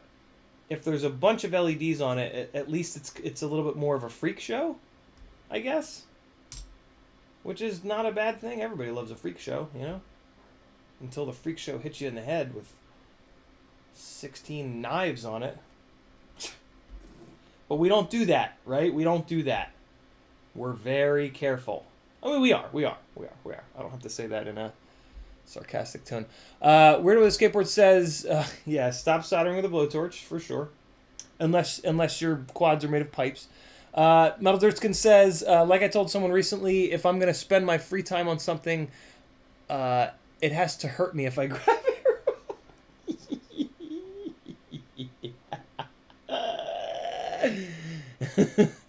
Loon is here. What's up, brother? Cinesplore says, Joseph Horowitz says, it's like crashing after you start out flying DJI stuff. First, you're terrified of it. Then after a few dozen times, you're like, yeah, whatever. Yep. Weirdo Skateboard says, I've reminded this problem by playing guitar. You have no feeling in your fingers in no time. Athix says, I like 350 degrees Celsius. Weirdo says, I'll use these fancy ways to do a good one.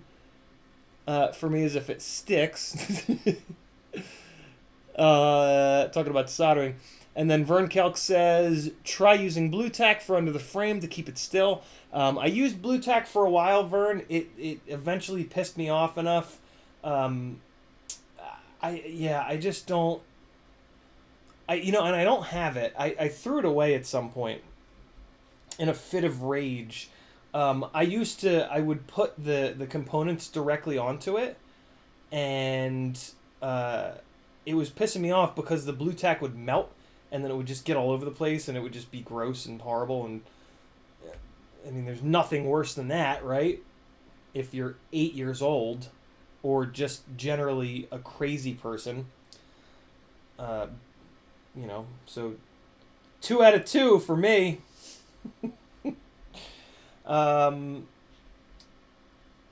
Yeah, I should get another. You know what's funny? I actually looked for blue tack. I remembered. This was like months ago, actually. I remembered that I wanted it to try it again because it's been literally years, probably more than 3 years since I've used blue tack, and my stomach just made quite the noise. And I was at the grocery store and I was like, "Oh, I'll pick up some blue tack." They didn't have it. Those bastards. I know I've seen it there before. I know it.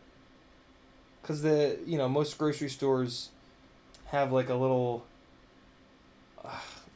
it's not an office section, but a little section with like crayons and shit like that and pens, And it wasn't there, and I haven't remembered since. So no blue tack for me, unfortunately. I'll remember at some point. Weirdo with a Skateboard votes for duct tape, but of course. Joseph says there was an exemption for night flying if it had lights instead of having to fly. That's what it is. That's exactly what it is. Yep. If you have lights, you're good. You don't have to file for the exemption. Yeah, that's what it was. Good call, Joseph. He also says, the one that made me laugh was, you can fly over people, but nothing... That's it! Joseph, that's the one. You can fly over people, but nothing on the aircraft can cut human skin. That's it. Yep, that's the line. That's the line that I read as, okay, everything has to be ducted or guarded, and that's fine, because we've always... not always, but recently I've been able to find good quality 2-inch, 2.5-inch, and 3-inch ducts. Guards. And then ducts. Yeah, we'll figure that out. See, the prop guards, though, don't have a horrendous effect on flight characteristics, whereas the ducts do. So the ducts kind of bring you into this world of slow flying only, which, to me, that's not freestyle. That's cinematic flying. I don't know where I was going with that, but yeah. I just lost my train of thought. Luna FPV says, "Did you see Cricket's crazy 7-minute flight?" I saw the thumbnail. I didn't click on it though because I'm just not. I don't know. Like, I'm not understanding the current obsession with really long run times. I don't know. Maybe I'm just an old, out of shape person, but I don't want to fly for that long. I want either a lighter weight battery or better motors that will give me 3 minutes of flight time with better performance. You know what I'm saying? And or, well, I mean, that's sort of the other thing, is that any of our rigs will fly for 7 minutes. You just have to fly them with, no rage. And I can't do that. Well, not that I can't do that. I'm just not interested in doing that. So I don't click on any videos of like long range stuff, like Flywoo Explorer reviews. I watched Joshua's and that's all I needed. Yeah, I don't know. Just not my thing. And that's okay. We all have different things.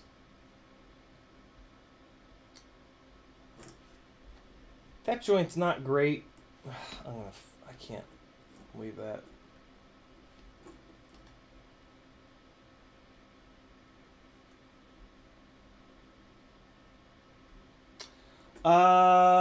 If my piece of shit brain is up to it,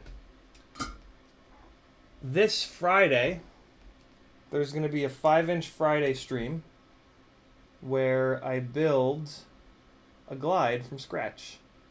It's going to be the first glide that I build to sell.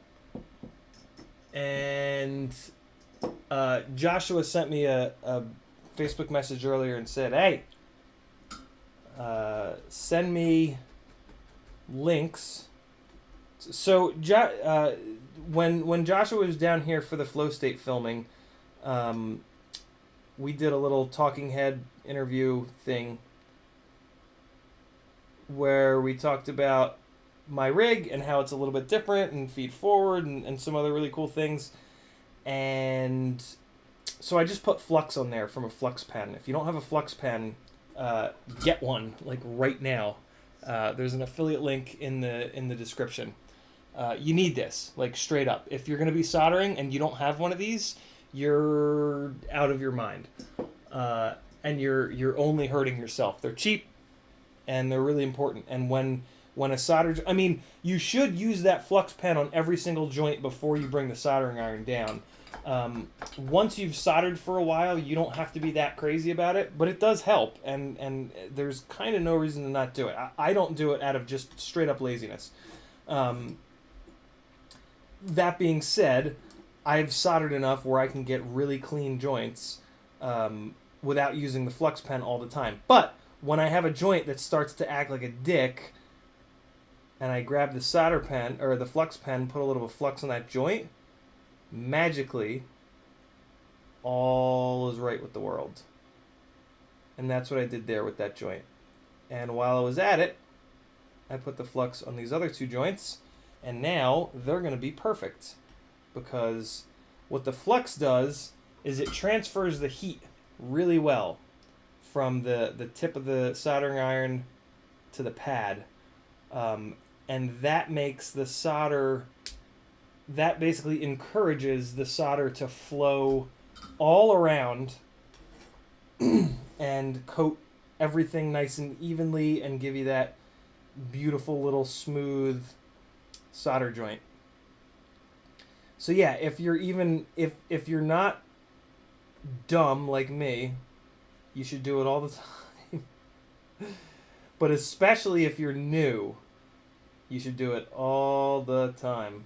Get flux on all the joints before you bring your soldering iron down onto them. And it'll just make your life a lot easier. And it'll make the joints a lot better. The reason why I can do it without the extra flux is because there's flux in the solder itself. And so when I tin the iron before I bring it in, I'm putting flux onto the iron, the tip of the iron. And then the other thing I do is I run my iron at a lower temperature so that flux doesn't burn off. The smoke that you see, guys, that's the flux burning off. So once there's no more smoke, technically there's no more flux. I mean, there's always some residual, but yeah, there's some soldering tech tips for you. Not that you asked for them. We're gonna get them. Tiago Ramos with 50 reals. He says, next funding, get the Tiny Whoop board and a cam for Shark Bite. All right, I guess I'll have to do it. Gear Fund. Shark Bite. Shark Bite. Whoop. VTX. Gear Fund. And a couple more of those. Hey, what's that cost, Tiago? Is it $100, I think? And what's the conversion? I'm gonna guess $10. And Joseph says, so if you use flux when you put the capacitor on.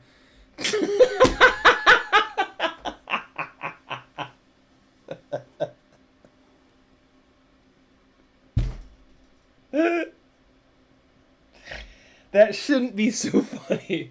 Oh, fuck, I'm old. That should not be that funny. Oh, man. You ever have one of those moments?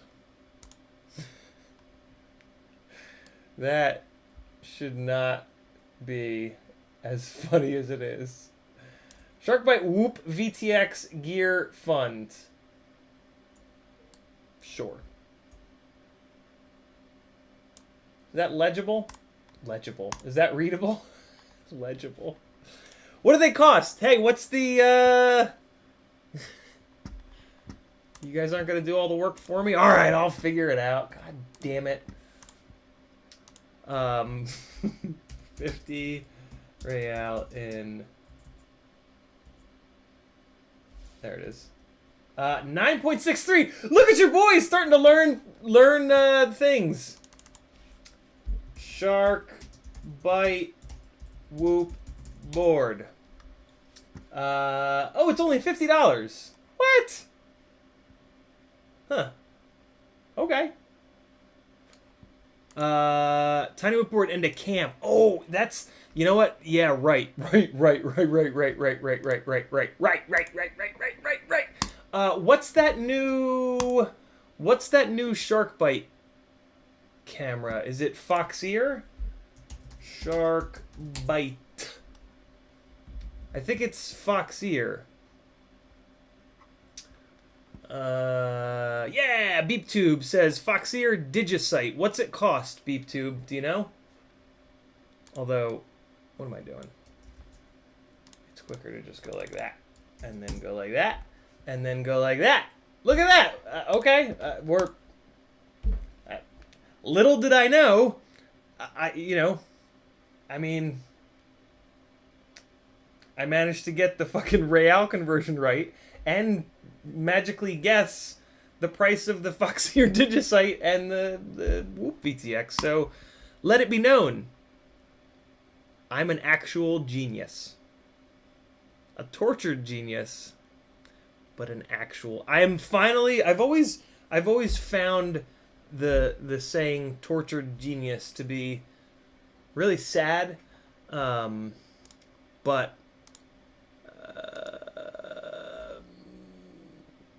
I don't know, interesting.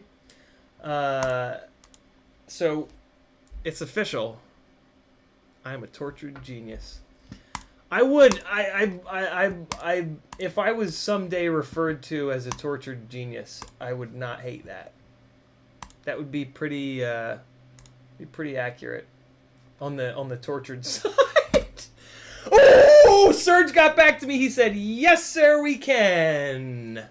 Look at that. Fantastic.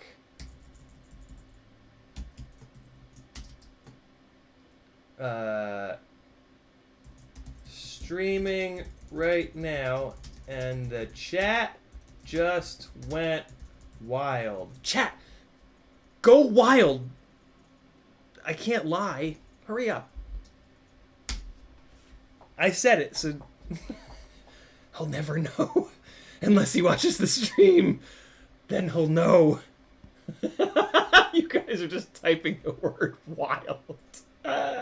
You guys went wild earlier in the stream when I talked about it. There was a whole bunch of people that went wild. There we go. More of a medium, large, lanky medium. EEDoc says. Okay, back to building. What have we done? We've done 6 solder joints. Wow. 51. We're roughly 51 more minutes in. And that's all we've... Oh, boy. These aren't builds. These are hangout sessions that I get a little bit of work done in. Next up, flight controller. We're going to go with a Talon F7. This is my favorite flight controller for micro builds. In 5-inch builds, this flight controller has not held up to the abuse of the unbelievable force that gets generated in 5-inch rig crashes. And yeah, I've had a bunch of these let go on me in 5-inch builds, but I've yet to have a single one of them let go in a micro build. On my 5-inch builds, I have moved over to the Acon F7 20x20, and they've been completely bulletproof thus far. So, yeah. There you go. Link to the Talon F7, of course, down below in the description. You can get them on... you can get your hands on them from CiottiFPV, which is awesome.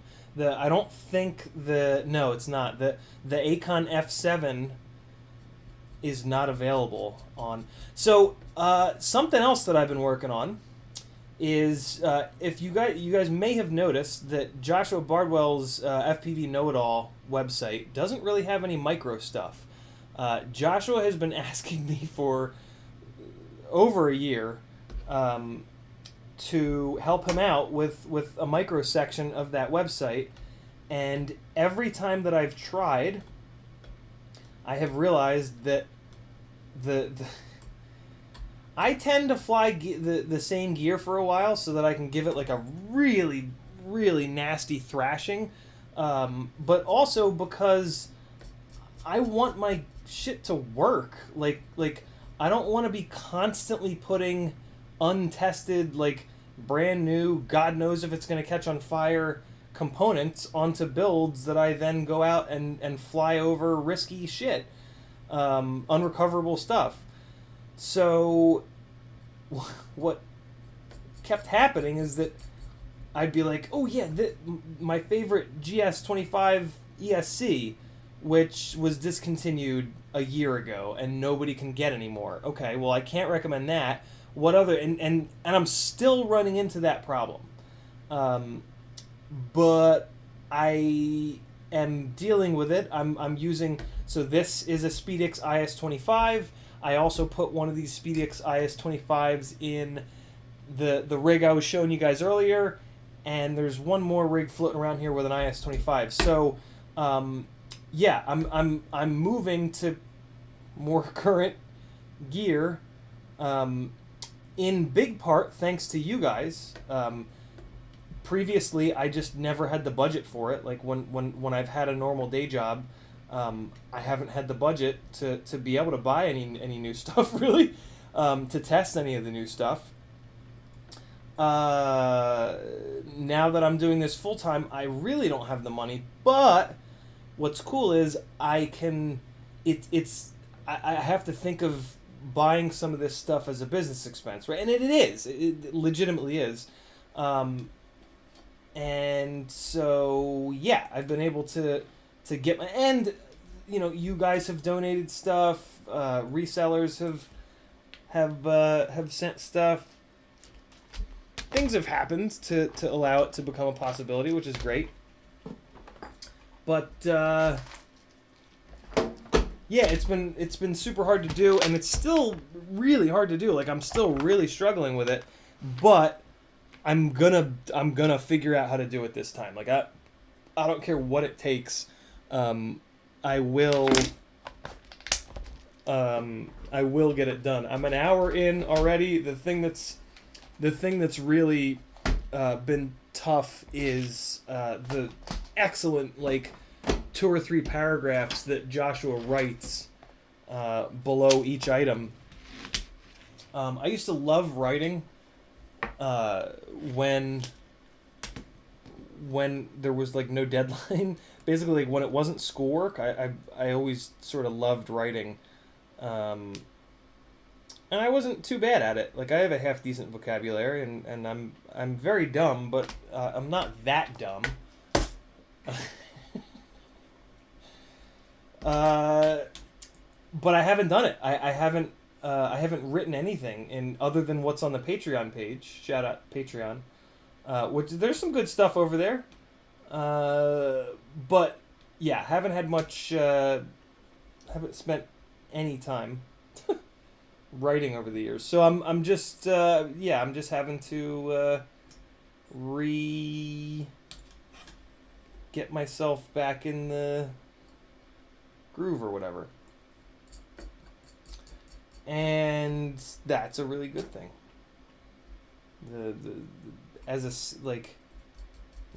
Being able to write well is a really nice skill to have. Kind of feels like a dying skill to have, though. You know what I mean? Or I would prefer to look at the flip side of it and say that, okay, sure, it's dying, but that just makes the people that can do it that much more rare and sort of in demand, because it's not going to go away.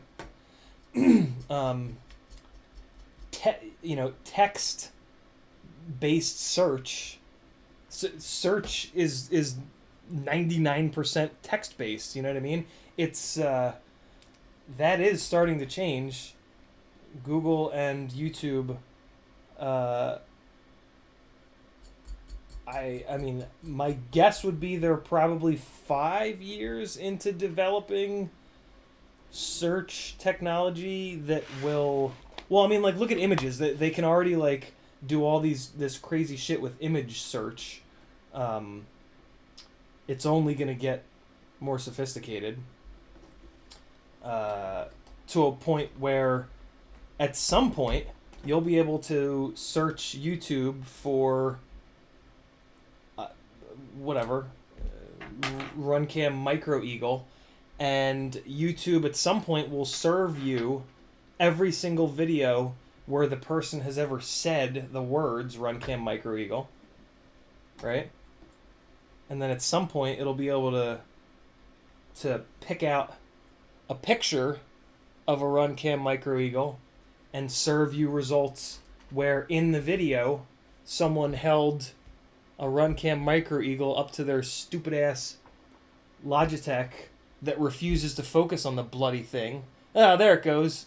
So now I'll come up in that search result, hopefully.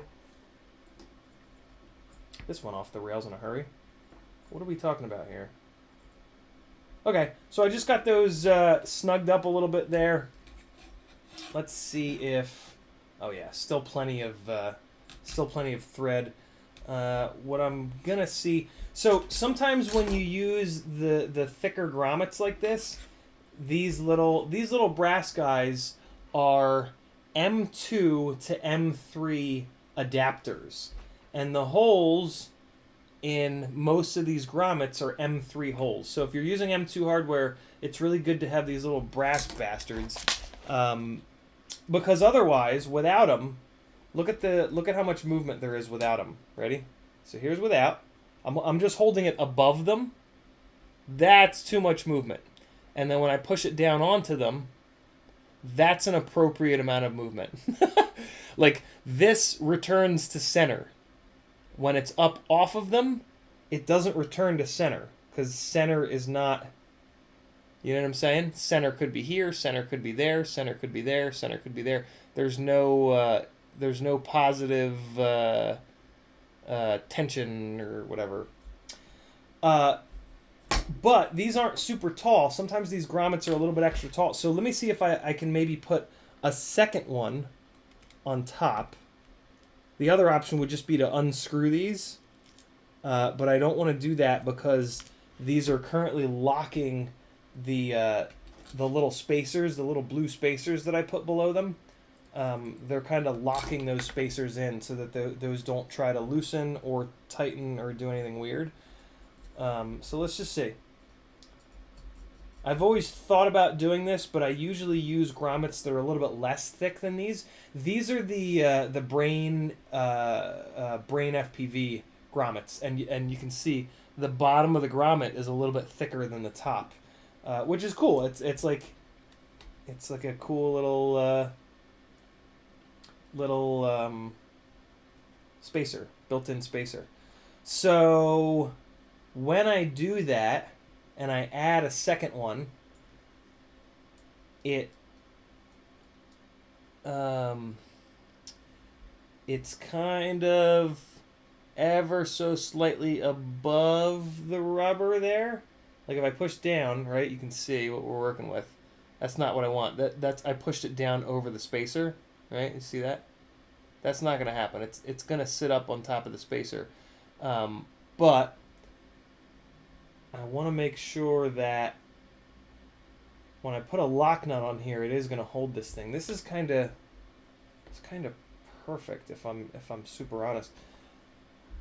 I'll tell you what though, I don't love how easy it is to do this. Give it a second to focus. Come on, you jerk. There it goes.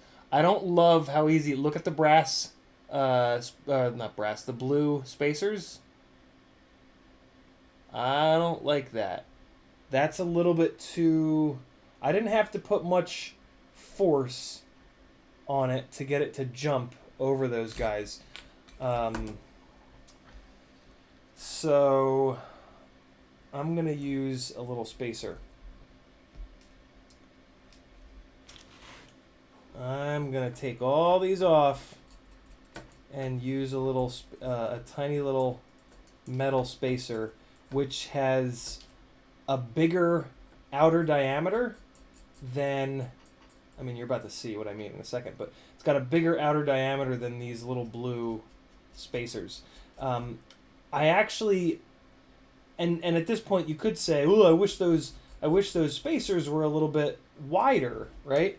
I actually don't.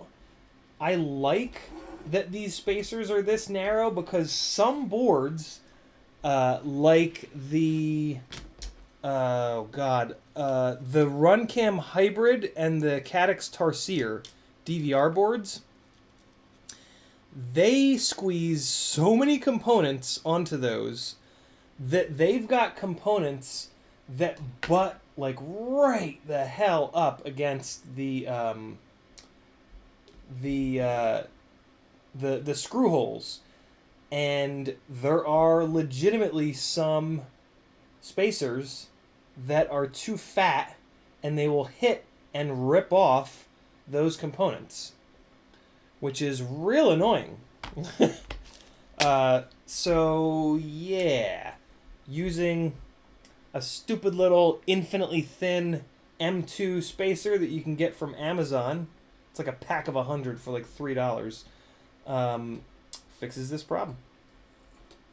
So we're gonna throw these guys on here. That problem is gonna go away. These are like, yeah, they're like infinitely thin, so it's not going to it's not gonna add any extra stack height that I didn't want. And then what's cool about these little guys is this will now hold that spacer down, which is kind of slick. Doesn't really matter at all, but it stops them from rattling around during the assembly process, which for my broken ass brain is a good thing. Sounded like Cousin Eddie there. When does he say good? He says it when Cousin Eddie says good when is it when he's talking about the eggnog? Or is it when they're in the Walmart? Sorry, Wally World, as I prefer to call it. All right, so we got those. You know what? I'm gonna put a second one on here. I've always kind of wanted to do this. What this is gonna allow me to do, I'm gonna use nylock nuts on the top, so I really don't need to put these second ones. But yeah, what the hell? I've always sort of been curious about doing this. This is a good test. You can order, I think there's a little accessory pack on Brain3D's website that comes with a set of these white grommets. So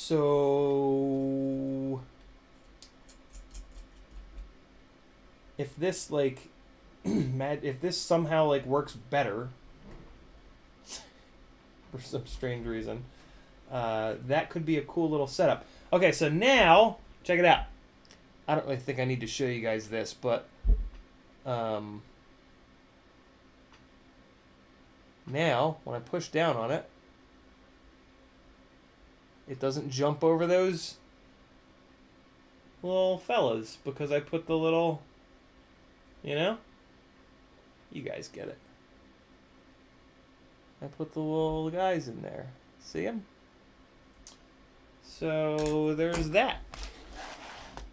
Oh yeah! Serge says, send me the email you'd like to use and let me know when you have a minute to chat about the details, please. Ha! And the Logitech has taken a lunch break. Let me manually see if I can get it to refocus. Hey, there it goes. Remember, if you're going to buy a webcam, definitely don't buy the Logitech HD Pro C920. It sucks balls. Drone Pilot says, I like large aircrafts between frame, ESC, and flight controller. I used to do that. And then I started slamming the stacks really close together. I haven't. It's a good idea. It's a really good idea. But I haven't had any issues. And like I'm slamming stacks like to where there's less than a millimeter of like I'm slamming stacks and like adding 1 millimeter at a time so that it'll clear. And like that doesn't mean that the face of the ESC and the face of the flight controller are a millimeter apart. It means that whatever the lowest hanging bit is on the flight controller and the highest sitting bit is on the ESC, those two things are going to be less than a millimeter apart. That usually ends up leaving like 2, maybe 3 millimeters between the face, you know, the actual face of all the components on the flight controller and the ESC. And yeah, that's always been, and I fly pretty hard, so that's always been plenty of airflow for it to not be a problem. But that being said, I guess the best way to do it would be just to look at the maximum height that you're going to have and then just space them out. Kind of equidistant. I mean, the ESC is the thing that's going to get the hottest, so I guess you would maybe put the... You don't want to put the flight controller too high, though, because then the battery strap is going to get all up on it, and that's never good. Yeah, my way of building micros for the last 3-ish years has been to put the ESC down, to place the ESC, put it in the different orientations, and figure out how I can get it kind of as low as possible. Put the flight controller on top, change its orientation to figure out how I can get it as low as possible, and then away we go. And yeah, that's worked. Is it the best way of doing it? I don't know. It's the way I've been doing it. Rob Oxen says, what's on the build table tonight? This is a Cinesplore. Rick Spada says, the Acon F7 is available through Pyrodrone. I sent Nevin an FP Exchange one for Christmas. Nice. That's cool, Rick. Good on you, man. John Potts says, micros are a different story of room, I guess. I'm used to building 7-inch quads. Yeah, with micros, you vary, especially when you're trying to put, which I typically do, an ESC and then a flight controller and then an HD board. Sometimes it's a double HD board if it's a Tarsier, right? That's the biggest thing that I don't like about the Tarsiers is that it's a double thickness board. Trying to get all that to fit under like a 25 millimeter standoff, it's really difficult. The good news though is that I've been doing it like this I've been slamming these stacks as tight as I possibly can forever now, and I have not seen the ESCs really overheat. I have not had many micro ESC issues, to be honest with you guys. Most of the ESCs that have failed on me have been 30 by 30 ESCs. So yeah, it's totally been working. Dude, Pyro Drone affiliate program. That is good news. That is really, really good news. It's been, I just don't have like like, hey, let me build your glide. Half of it is just like, here's a link to this website. Is it an affiliate link? Nope. Like, it's, yeah. Yeah. You guys know what's up. More building.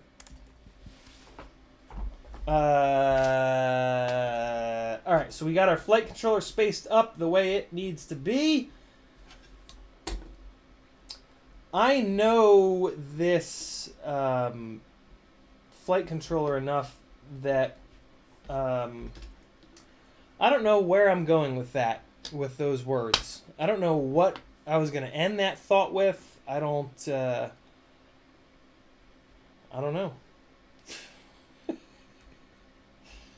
This is awkward. So we're going to go with this Rush Lumineer version. It's Rush made it for Lumineer. They just made it white and put Lumineer on it. But it's a Rush 20 by 20. I'm going to put it right up in here, just like I did on the other Cinesplore. I'm going to literally just mirror exactly what I did on the other one. So I need a little bit of wire here. Not much. Just a little bit. I am going to use Crossfire on this one as well. And then I'm just going to mount the receiver. Well, let me look at how I did in the other one, because it was... I put it right next to myself. Go figure. What did I do in the other one? Because it totally worked. I just snuck it under it. Okay. So I'll do that on this one too. I'll just sneak it right under there. And it looks like I double-sided taped it. Yeah, right there. Roughly right there. So we'll get it shrink-wrapped. And then I'll just put a little bit of double-sided tape. And nice and simple. It'll just hang out under the VTX. I'll put the VTX up on little standoffs.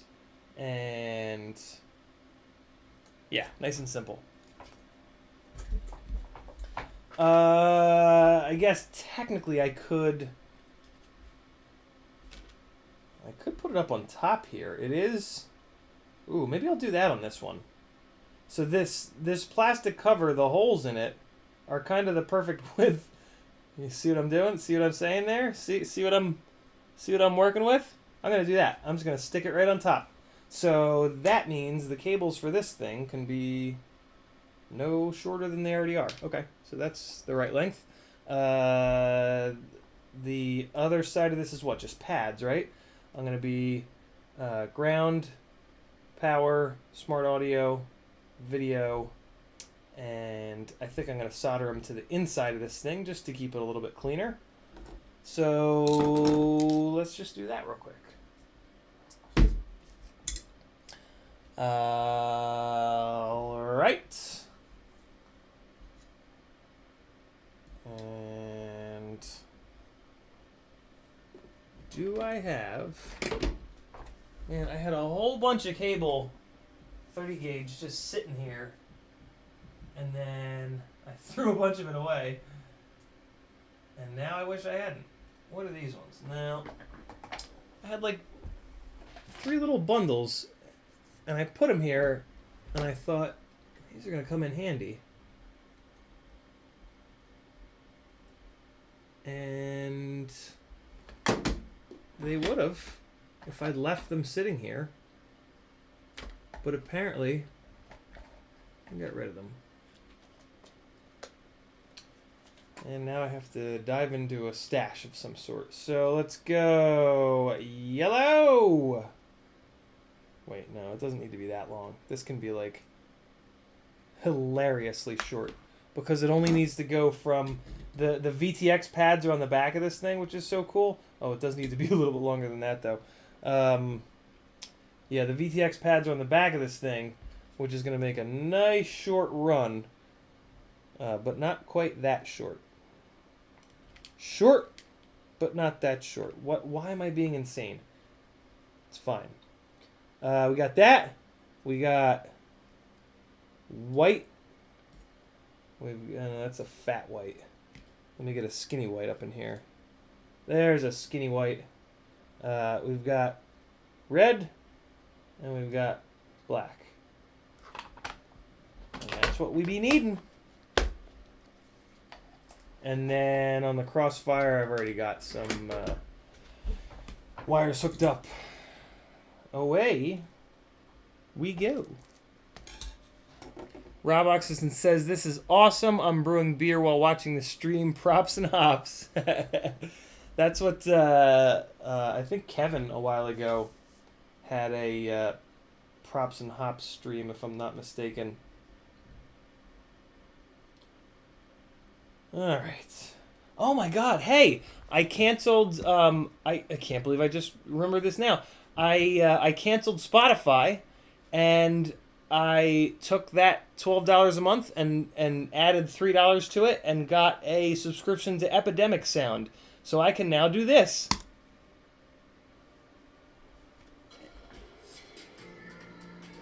And leave copyright-free music playing in the background. Which I kind of have to do because I have to find stuff that I like. So prepare for background music that doesn't get me copyright strikes, which is great. I mean, that's all good news. Ground, VBAT, Smart Audio. Ground, VBAT, Smart Audio. Let's go! Wait, no, I gotta tin these pads first. Oh man, listen to this red hot jam. Oh my God, what's happening? Oh yeah, this is getting downloaded. Yeah, buddy. Oh, dude, and they also let you check this shit out.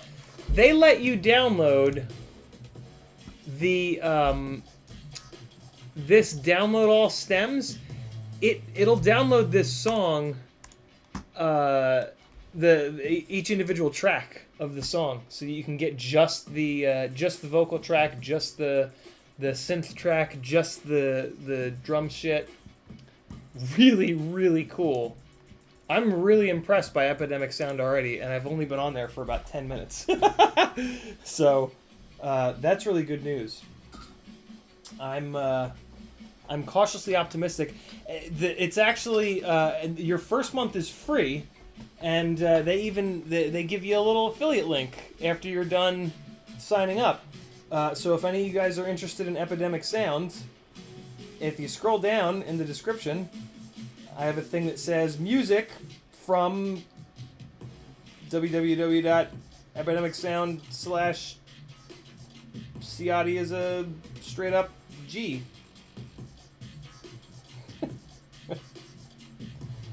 Know what I mean? This is called tinning the pads. You always put a little bit of solder on the pad first, and then you do the same to the end of the wire. And then, unlike welding, you don't have to add solder as you're connecting the two objects. Both of the things have the solder on them, and you can just apply heat and they'll mix together, and Bob will become your uncle. A man named Bob will come to your house and he'll be your uncle.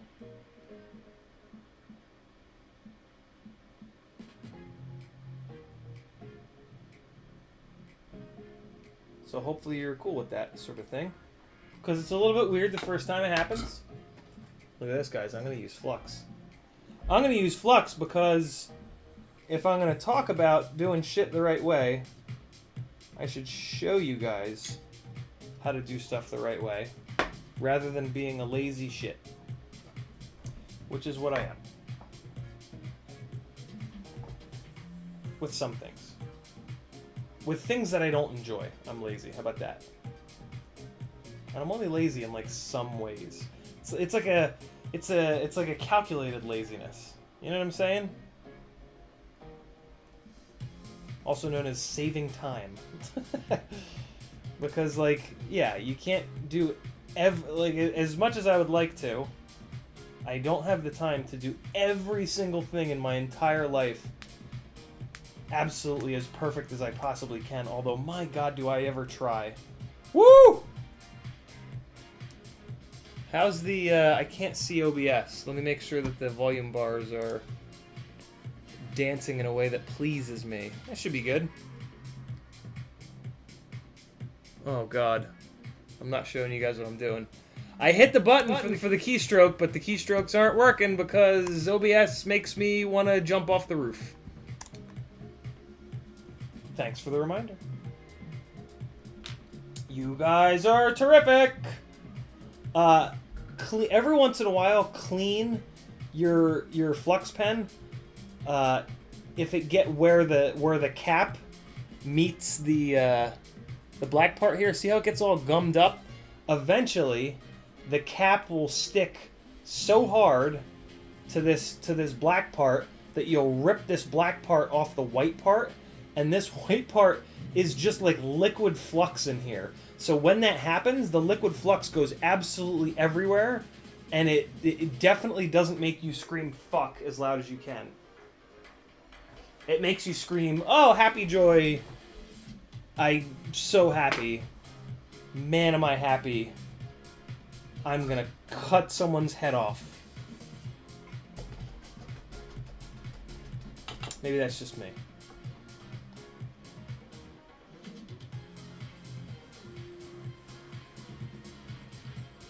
Alright, there we are with that. Now we've got a little bit of VBAT.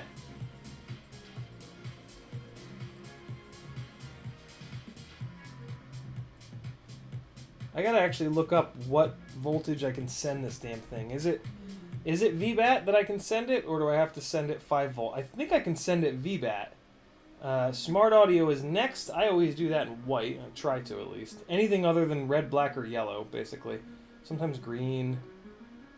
I try to do white, though.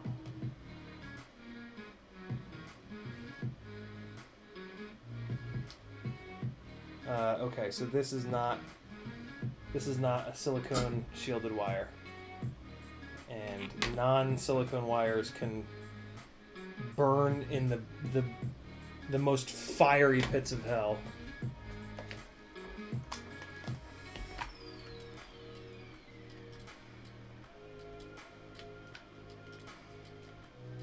Come on. Get out of there.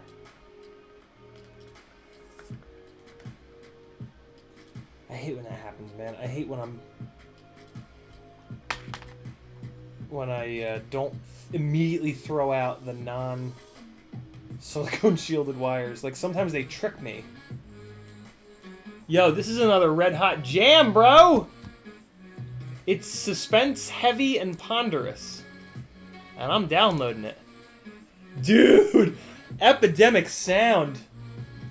I am impressed already.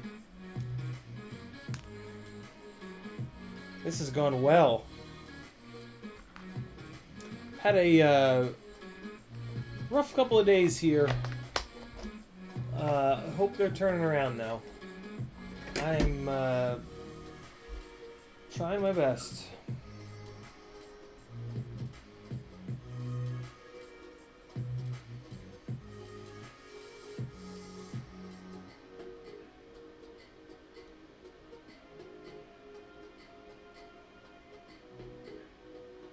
You little jerk. See, that's what I don't like about using my fingers.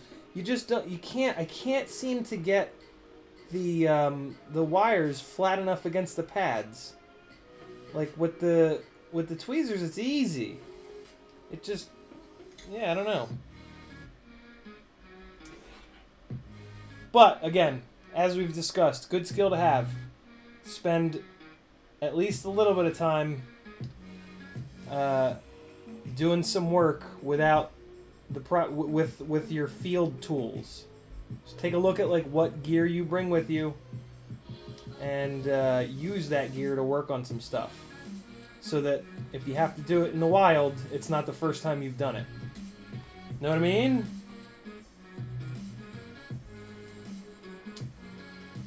Yo, this is every bit as good as some of the stuff that I listen to on Spotify.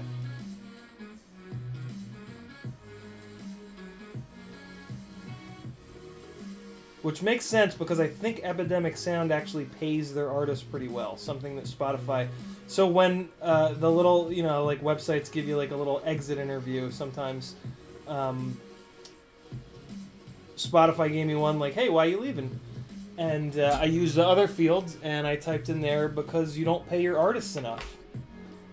And that is a big part of the reason that I left Spotify. I would love to stay on the paid Spotify. There are some like really cool benefits. The big benefit is it allows you to download the songs to your phone. That's really nice. That was really nice back in the days when I would go up into the mountains to drive around, where there's no cell signal. Now that I don't even have a car anymore, the value of that is gone. So yeah, we adapt. We move forward. We adapt. We stay on top of stuff. I hadn't thought about Spotify in a while. I'm glad that I thought about it the other day and realized that I could very easily cancel it. Because I was suffering through using free, copyright-free music because of the cost. Because I didn't have another extra $15 a month to throw at something. I try to be very cognizant of monthly anything. Anything that charges me money monthly, it better be damn good, because I try to look. I don't look at the monthly number. I do the math, and believe it or not, and I look at the yearly amounts. And $15 a month is a lot over the course of a year. What's it? $145? It's a shitload of money. Yes, it's over the course of an entire year, but in the world that we live in nowadays, there are like 7,000 things that we can do. Little things that we can do monthly that will add up to a shitload of money. So I try to be very selective and really, yeah, just keep those things under control as much as I can. So this little guy is going to go here. This is a really short wire run, but I do want to leave some extra cable. So I'm going to bend it down like that. I'm going to bend it down like that because it is going to mount up high. So I'm going to... actually, I'm not going to bend it down because by bending it down is going to put it right on top of these solder pads. Not solder pads, the battery lead, and I always try to keep the video wires as far away from the battery leads as possible.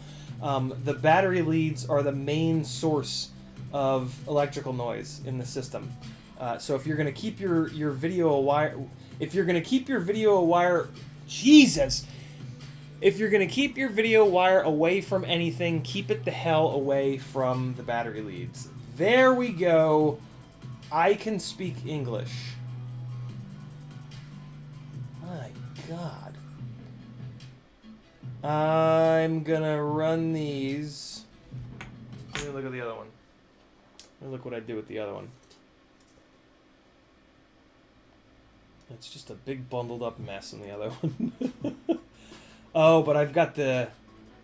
Oh, that's right. So I used the GS25 on this, and the battery leads are in a completely different location.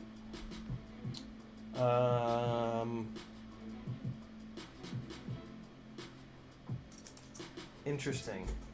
I kind of wish that I'd mounted this VTX the other way around. Rotated 180 to put the battery leads up here. But see, then I would run into the same problem of the camera video wire. So this is actually totally fine. Yeah, I'm just gonna... Oh, that's what I'll do. That's what I'll do. Yeah, why didn't I think of that? I did think of that. I'll just run them to the side like this, and that kind of works with the way that I'm twisting these wires up. So, give them another little twist. And so it's going to sit like that, and then they're going to come over like that. Yeah. That's the jam right there. So I'm going to cut it up here.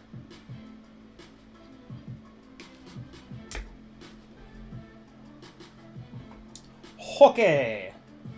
Now we can strip these guys, tin them, and zap them down to the flight controller.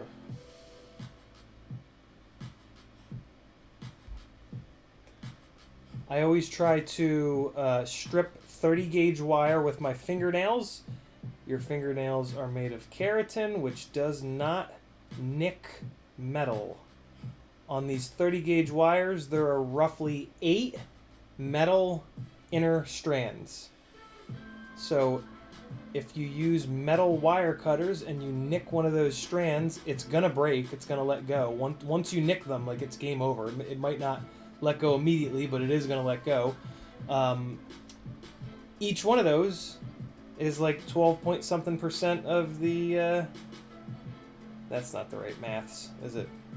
But yeah, 1 and 8, and then you go down to, instead of 8 of 8, you've got 7 of 8. Like, that's not good.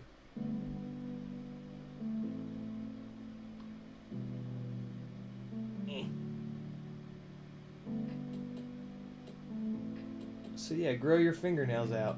Even if you don't grow your fingernails out, I bite my fingernails like a complete lunatic, and I still manage to do this every single time. So no excuses. Let's get these little fellas tinned up. Where'd that tiny little piece of solder go? Oh, there it is. Waste not, want not, folks. We use every last bit of solder here for no good reason. It's so cheap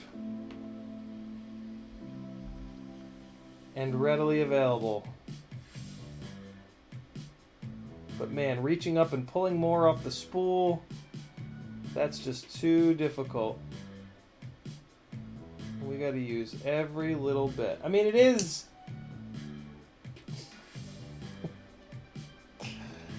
it is gone. That's what it is. Could you guys see that?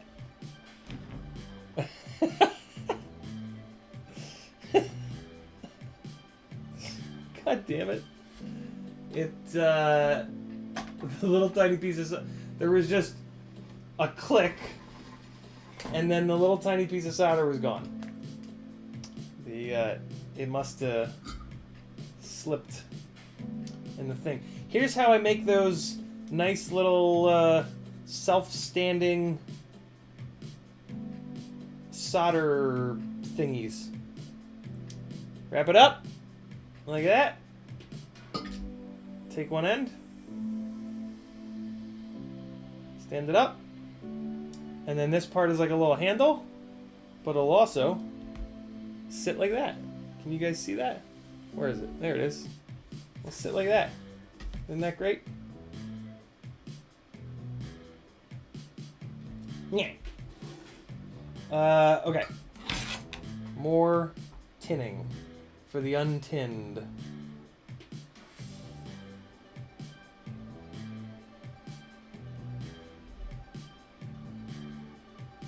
And when you're tinning wires, it's important to put the heat source on one side and feed the solder in from the other side. You're trying to push the solder in between those 8 strands to really get everything as coated as you possibly can. That is the name of the game. So I might as well just pop this up and off of here. And we'll do it on... We'll do it on wood. We'll do it live. So we've got video signal. We've got VS, V+, V-, and we've got T1. And with smart audio, the flight controller needs to tell the VTX what to do. All right? The flight controller needs to tell this what to do. So, you're going to use a T pad because T is for transmit, R is for receive. The VTX doesn't need to tell the flight controller anything. So there's no reason for the flight controller to need to receive. It only needs to transmit. Got it? So VS for video signal, V+ for positive, V- for ground, and then T1 for smart audio. Got it? That's how you read all those stupid letters on your flight controller. Oh, I also need to get a cable going between the IS-25 and this thing. We'll handle that. I think we'll get the receiver soldered up before we go there.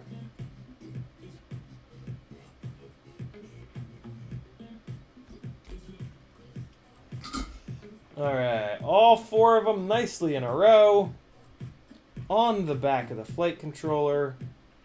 Gotta love that.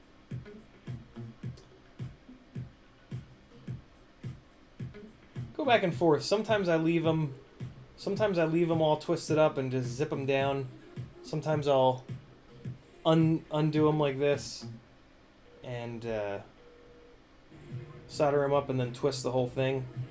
I don't know. I don't really know if I have a preference yet. My worry about doing it this way is that when I spin them back up, they get all like bulgy and shitty like. I mean, it doesn't really matter, but just from a cleanliness standpoint, kind of make me crazy.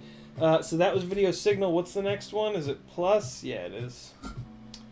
So we're gonna just dig that one out from under there. Come on, little fella. Get up. It's your turn.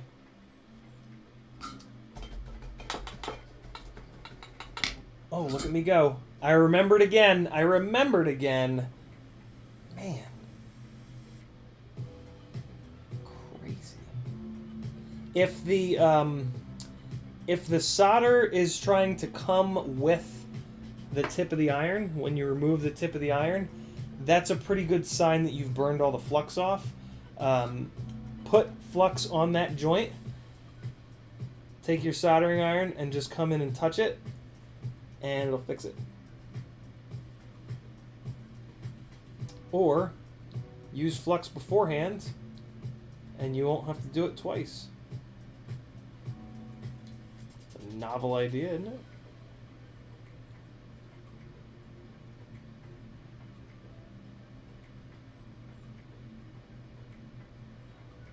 Come on, you little bastard. You guys probably can't see what I'm doing at this point. Hold on, let me do this in a different way so you guys can see. Let me try to grab this from the side. I did the farthest to the right pad first, which is infinitely stupid, and I've told you guys not to do 7,000 times. But we will adapt. I will adapt by turning the board sideways, and then I can come at the pads from the front like this.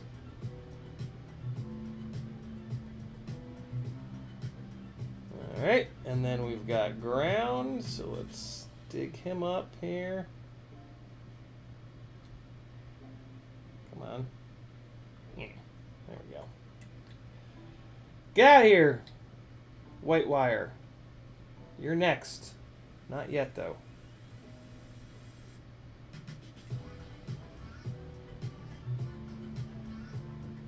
Again, trying my damnedest to get the strands completely flat on the pad, and then the insulation, I always try to have it start as soon as the pad ends. So I really try to get the insulation butted up against the side of the board, basically. That's going to leave you with the strongest possible joint.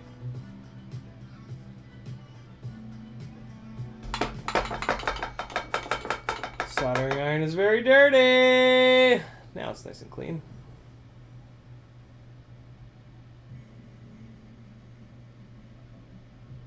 There we go, that's a little bit better. And last one here.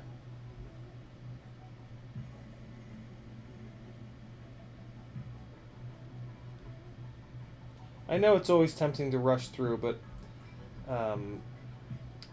there is a satisfaction in getting the solder joints really clean, and they are stronger, like legit.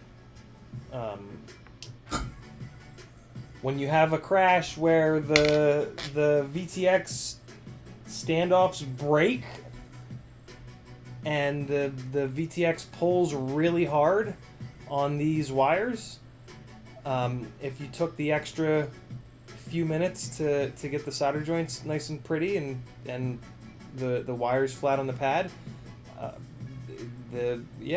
that time will potentially have become very worth it as your rig doesn't fall out of the sky into a lake.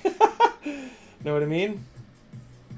So yeah, maybe do it. I don't know. I'm very undecided what the appropriate, like,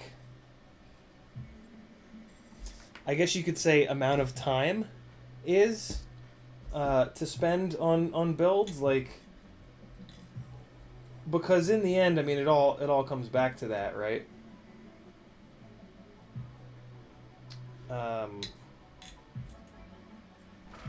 Because you can blitz through a build and get it to probably like 90%.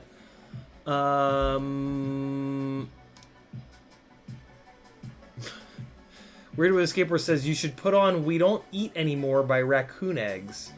What in the hell do those words mean? Is that something on Epidemic Sound? No, it's not.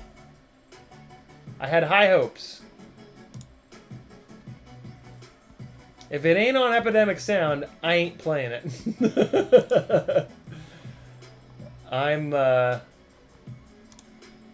I'm not flying close to the sun anymore with material that's not my own. Hang on a second, guys. Ah, there we go. I'm still learning the interface of the Epidemic Sound website. Oh my god, the chat is all filled up. 661FPV says false. The VTX will also send information back to the flight controller. What does it send back to the flight controller? I mean,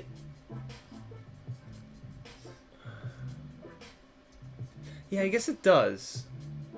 I guess it does. But it doesn't change the way that I described the way that I described it will leave you with a system that's wired properly. The semantics are, yeah, not relevant to this particular part of the build process. What does it send back? I guess it sends back confirmation that it's changed channel. That's pretty cool. Yeah.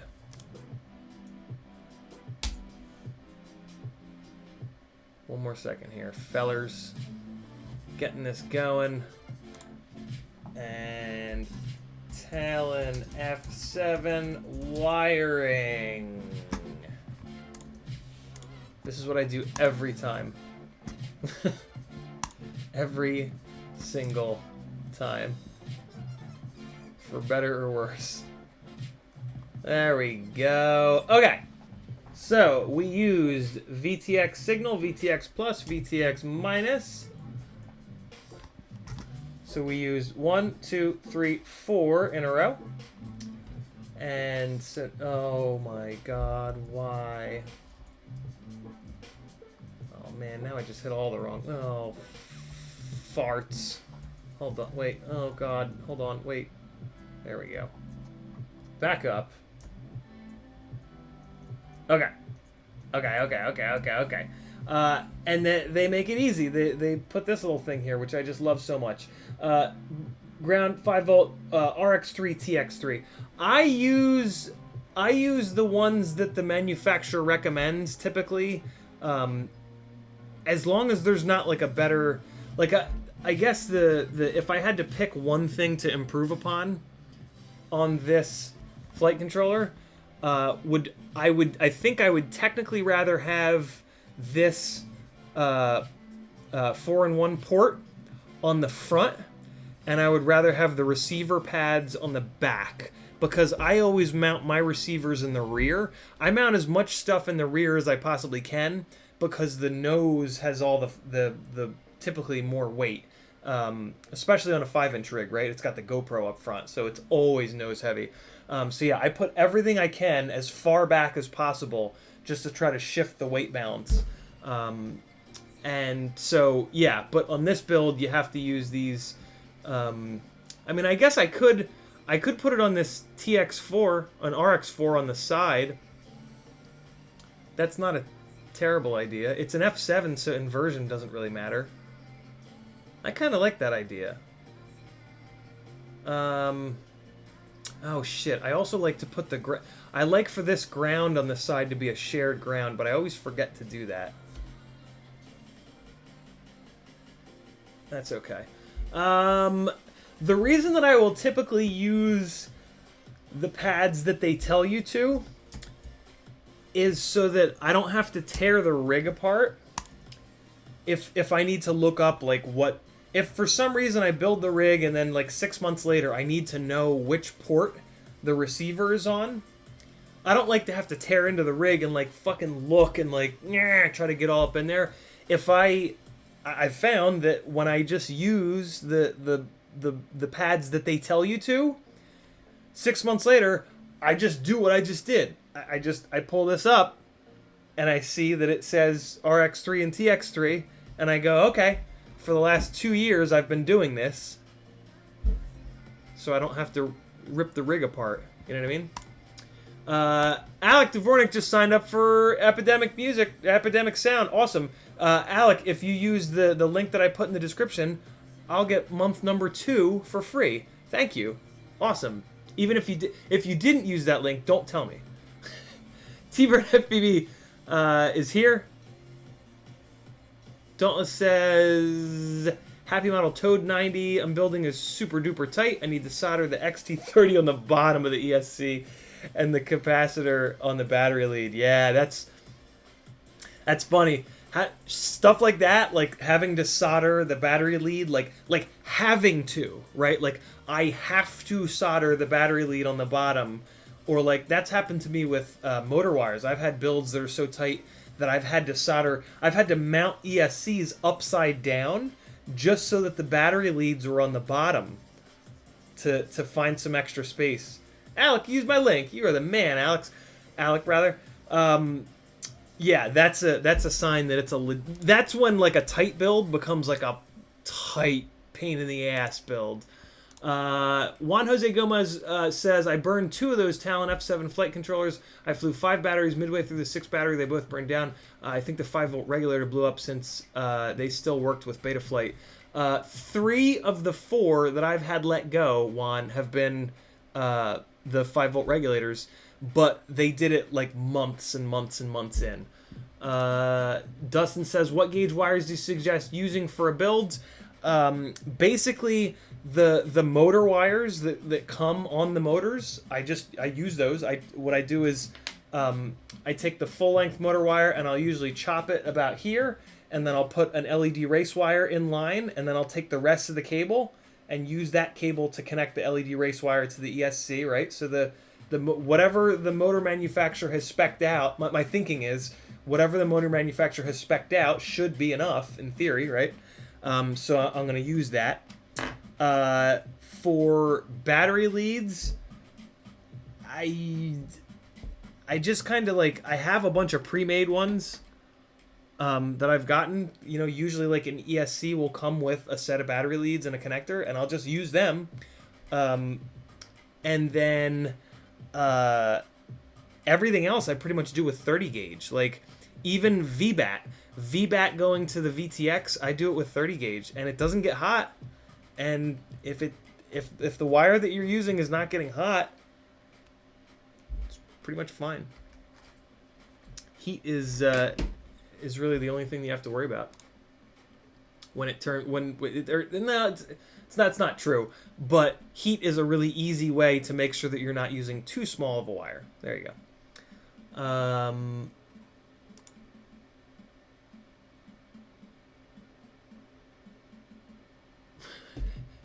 I don't know what's happening. Back to work. Receiver next. So the receiver is going to go on the USB side, and it's the opposite 4 pads. Ground, then 5 volt, then ground, 5 volt, RX3, TX3. That's pretty awesome because that's the way that they're lined up on the Crossfire Nano. I like that. This Crossfire Nano came from one of you guys.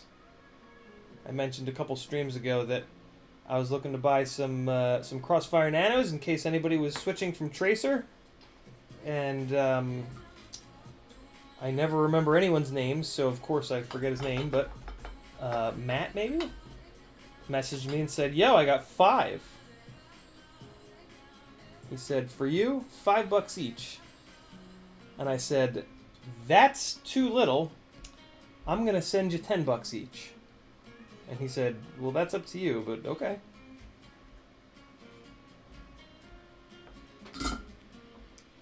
I gotta wait for the soldering iron to come up to temperature. Drone Pilot says, I've mounted all board, all angles, flipped, etc. backwards. You just have to sometimes. Yep. Dauntless says, Caddx EOS 2 fits. It's coming soon, maybe tomorrow. Also says, I need to squeeze that Ishii Nano 2 in between the stack and the back standoffs. I marvel that I was thinking of putting a DVR recorder in it. That would have been impossible. Dustin says, 30 gauge awesome. You're welcome. Raccoon FPV says, do you know why I get black lines on my screen when I give it high throttle and it goes away when I lower, only on punch-outs?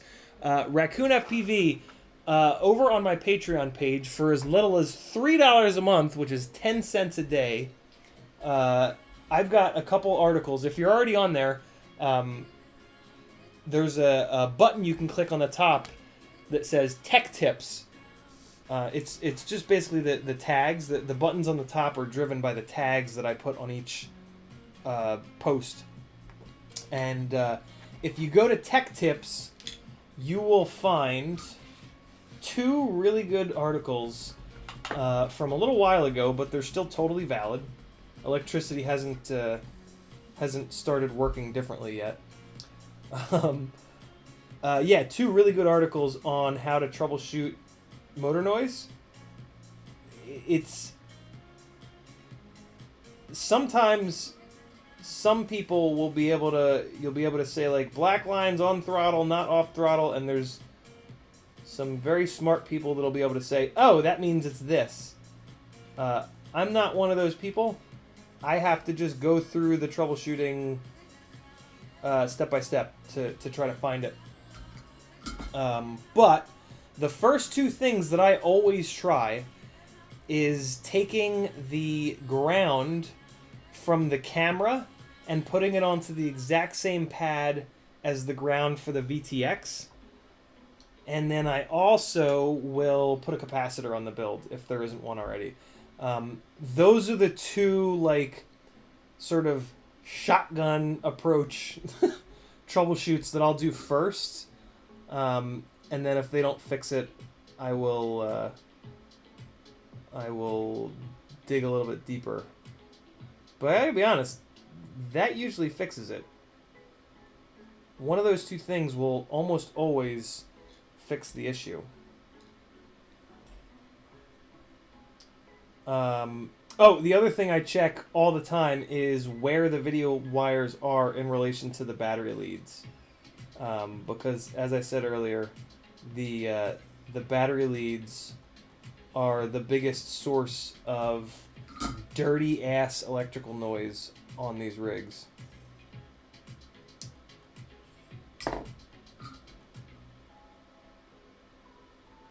So yeah, there's some stuff to try. But I would love you to join the Patreon if you aren't already. The 2 posts in there are really, really... They cover a lot of good stuff. This is a job for the Flux pen. I can't believe I'm remembering to use the Flux pen right now. It really, really makes soldering so much easier, and it really does make the joints better. Like, no bullshit. The solder flows much better when there's... All flux really is petroleum. But yeah, it just spreads the heat around, and that's a really good thing.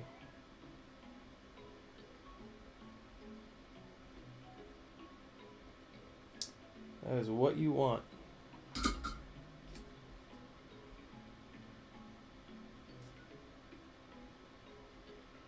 And I'm just chopping the tips off of a couple of these just so that the little bit of exposed wire is a little bit shorter, so that I can really butt the insulation up against the end of the board.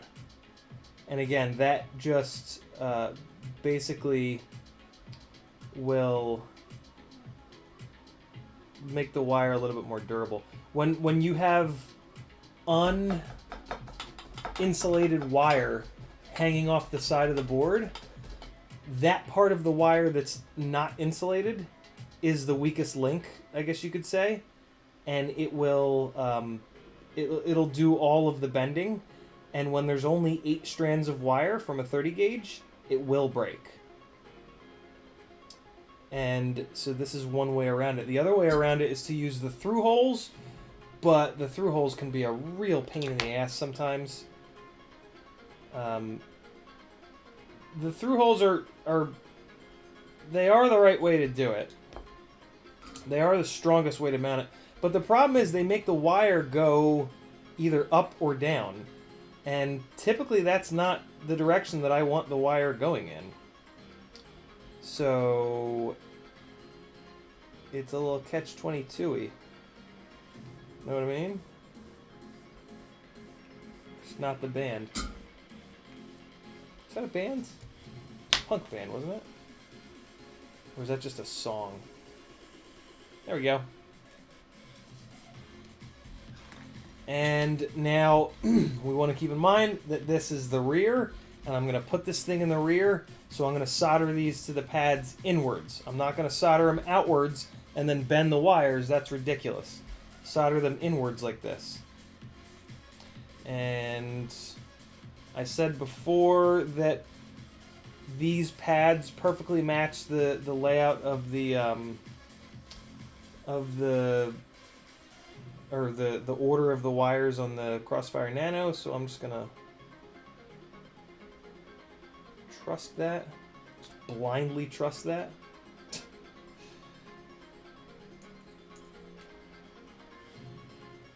These are all installed in rigs, so they're already pre-tinned. But again, I'm just chopping the exposed parts down a little bit. There we go. So that's good to go. So away we go. We've got, wait, let me make sure these are the same length. I think they are, right? Yeah.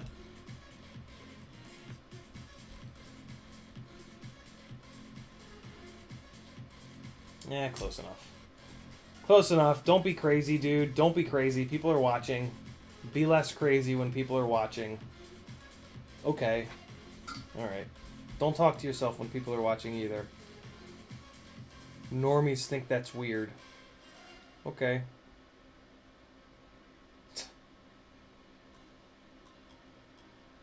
We've got ground.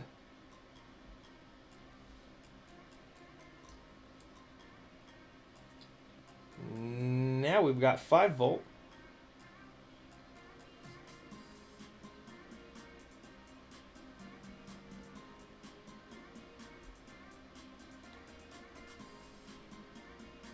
Next up, either RX or TX. I think it's RX.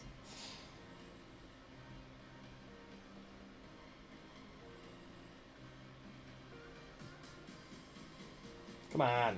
There it goes. Oh, you guys can't see. Well, oh wait, no, I can just go like this. What am I saying? And TX.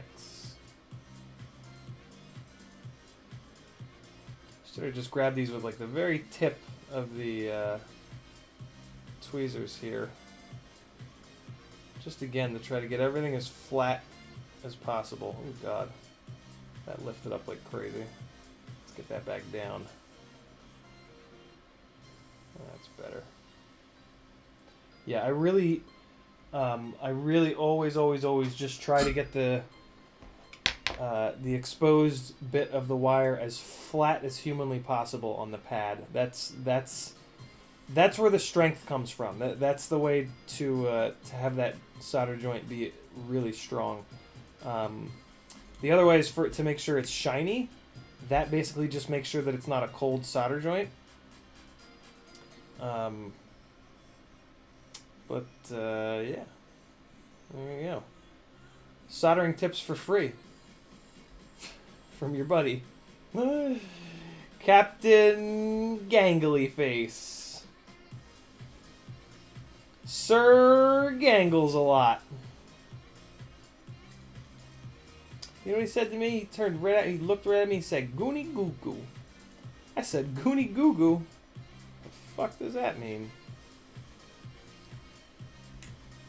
She's a Bigfoot.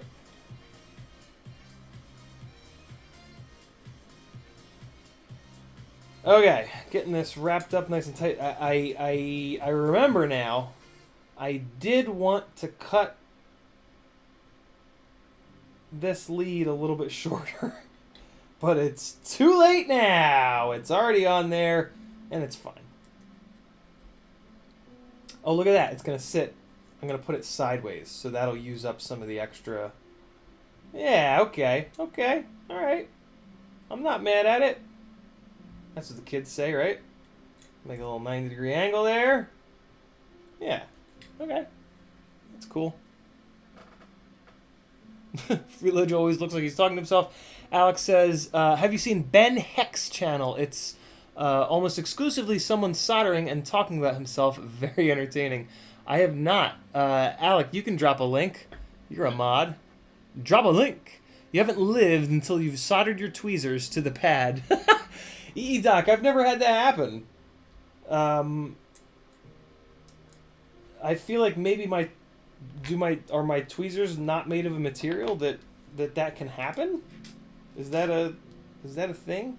How's that never? I'm shocked that that's never happened to me. I feel like that's something that should have happened to me by now. Hey, we're gonna mount the VTX, and I forgot. I already spec'd out the hardware for that. That's a really nice little bonus right now.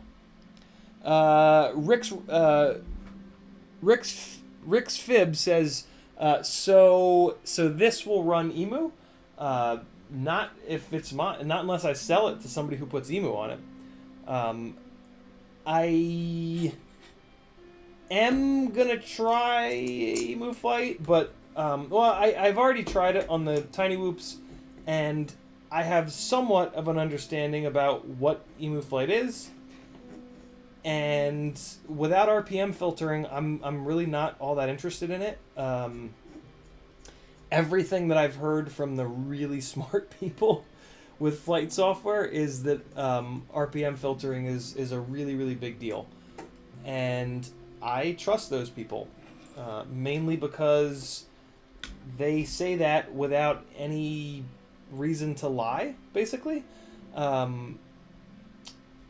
The Betaflight is open source, and open source is driven by just quality and not by like anything else, really. So when open source people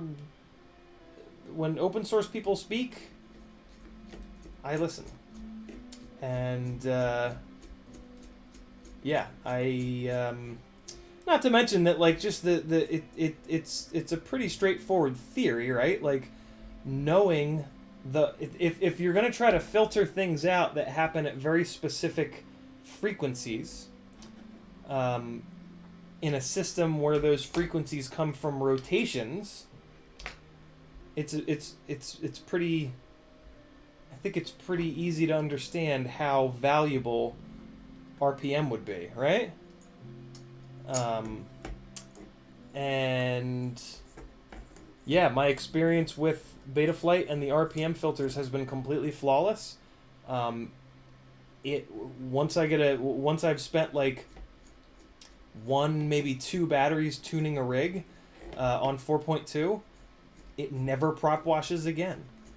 I also really like Betaflight's actual rate profiles. They're kind of perfect for me. And there's a million times more support for Betaflight. So I just don't have a reason to run Emu Flight. You know what I mean? Like, if there's no prop wash, if I love the rate profile, if there's more support and there's a bigger team of people driving it to make it safe, like, done. And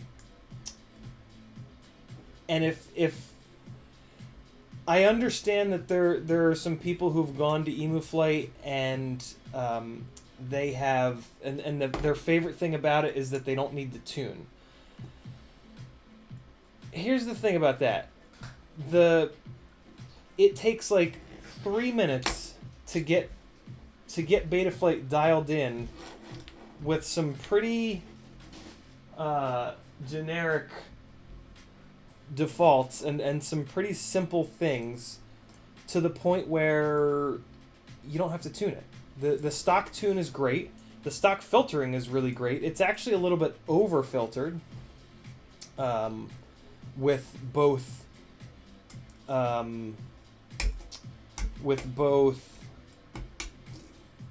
the dynamic filtering and the RPM filtering turned on. Yeah, I don't know. I just I think Betaflight is the right flight software. Thank you. What's that? It's heavy. I don't know. It looks FPV. Guys, I was waiting for him by the front door. this is an FPV book, Oh, that's the book. Cool. ladies and gentlemen. Very cool. I really want to open this right now, but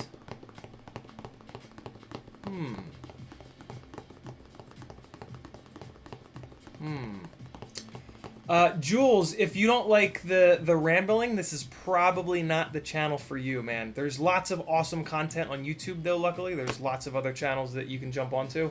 But yeah, if you don't like the rambling, man, I would not... I would maybe find another channel.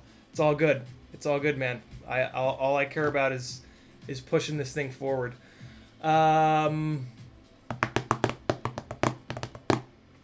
Yeah.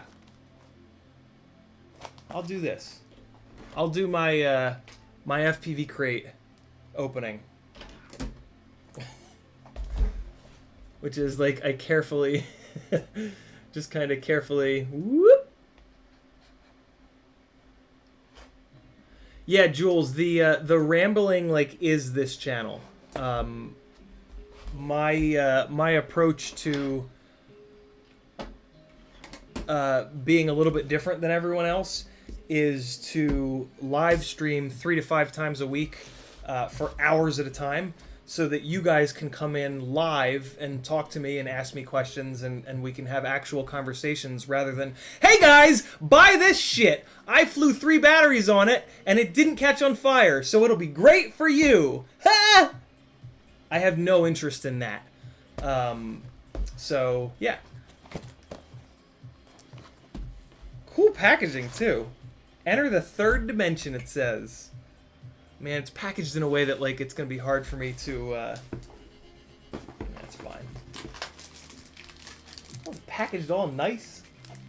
FPV Flight... Thanks, Richard. FPV Flight Dynamics, it's called. And it's brand new. Written by Christian Malika. Look at that. Yo. You're not a true hobby unless there's a physical book. I don't think there's been an FPV book. I come from motorsport where there's lots of books, and I learned a lot from physical books in terms of how to drive fast and how to tune suspension and all the things that I was doing for the 15 years leading up to FPV. In my 20s and some of my 30s. Look at that! Look at little Mario! Oh, you guys can't see it. Hold on. Look at Mario! That's hysterical. What is that from? Are they stickers or are they just... Oh, it's not. Cool. Operations that mainly use the A button. Did you feed him? Oh shit, I didn't. Oh, but he's just crying. Very cool. Greetings, FPV thought leaders. That's quite the jump, but I'll take it. I'll take it. Very cool. Christian Malika, man. Good for you. Thank you. Christian, thank you. Like, legitimately, thank you for doing this. My guess would be at least 200 hours to write a book, right? Like think of this. People that can do big projects like that absolutely melt my brain. I'm so glad that there are people in this world that can do it, because this is fantastic. Welcome, pilot. Enter FPV Flight Dynamics, the in-depth handbook designed to catapult rookies and intermediates into the advanced levels and beyond. Whether you're new to UAVs, a camera drone operator looking to ditch the training wheels and dive into acro, I like that, or an experienced mini-quad ripper stuck in FPV's dreaded purgatory, this guy's a great author, too. This is really... I really like the way this is written. This guide will arm you with the skills needed to break through plateaus, master your instrument, and unlock the third dimension. This visual manual spans 30 chapters and features over 220 full-color illustrations, including stick schematics, 3D diagrams, photos, and infographics, presented alongside detailed analysis of more than 45 unique tricks and maneuvers, including power loops, aileron rolls, split S, half Cuban 8s, knife edge orbits, slaloms, matty flips, trippy spins. There's a bunch more there. Dude. Wow. Wow. This has a lot of illustrations. This dude is either a really good graphic designer or found a, I don't know if I would say graphic designer, 3D designer actually, I think is more the deal. Let me give you guys, just I'm sure you wouldn't want me to rip through the whole thing, but hold on. I'm sure I can give you guys a little bit.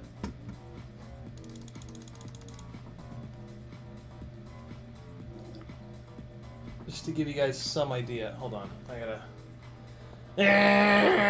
How can I show you? How can I show you some things? How can I show you what I see? Wait, no, that's the wrong camera. Whoever that was talking smack, I hope you all like imperfectionality, because there's lots of that here as well. If you're looking for something a professional live stream without rambling, this ain't the place. Buy it yourself and find out what it looks like in here. This looks really cool. That is a chapter right there. This dude knows what's what too, because if I can't show this to you guys, it doesn't photograph on these cameras properly. Throttle, the king of commands. So true. Throttle control is everything. Look, talking about the rate. Oh, here we go. Here we go. Look at me. I'm doing it. I figured out how to do this. Look at this. Look how good it is. Talking about Tetris? Come on, stuff that we can all understand. Here we go. Look, I figured out how to show you guys a little bit. Look at this. This is amazing. This is really, really cool. When you're new into this hobby, it's really hard to like visualize what's actually happening. And I don't know, maybe it's just because I grew up with books, but yeah, seeing stuff like this for me does really help. I learned this stuff all the hard way, so this doesn't actually help me. But if your brain is anything like mine, first of all, I'm so sorry. Second of all, this might really help you. This is really well done. There is a lot of content in here. Holy cow. There is a lot of content in here. Oh, soldering tips.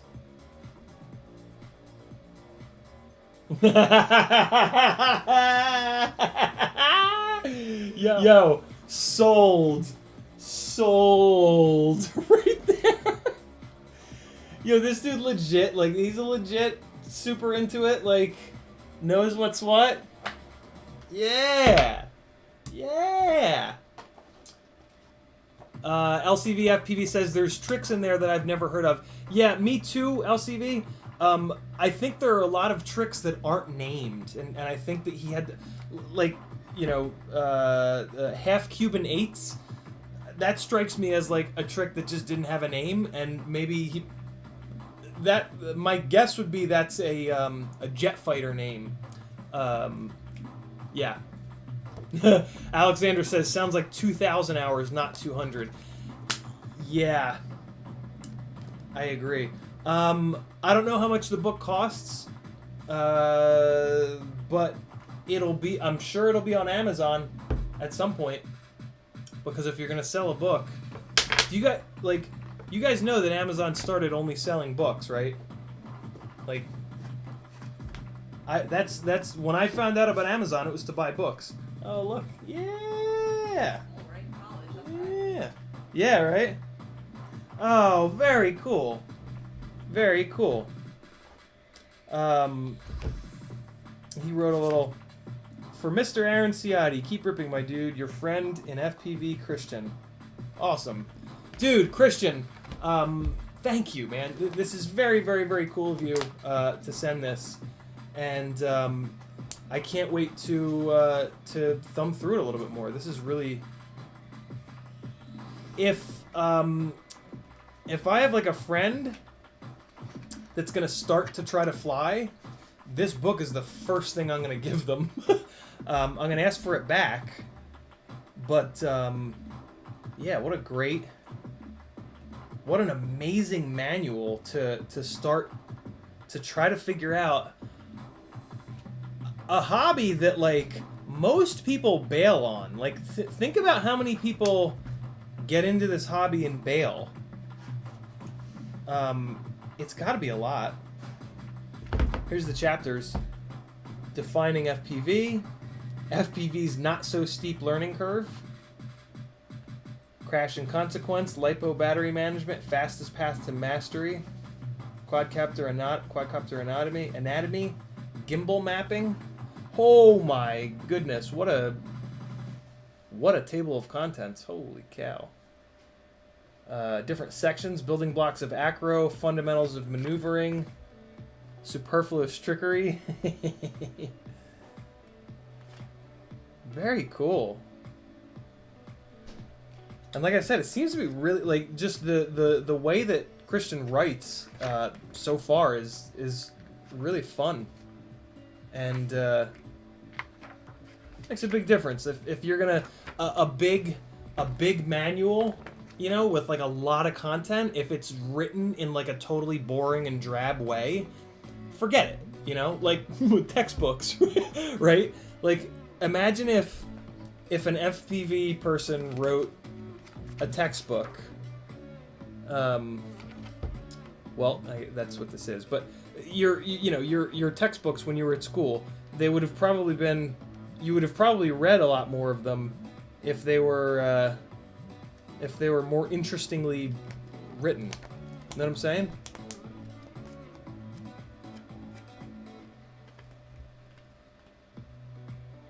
Awesome. I like it.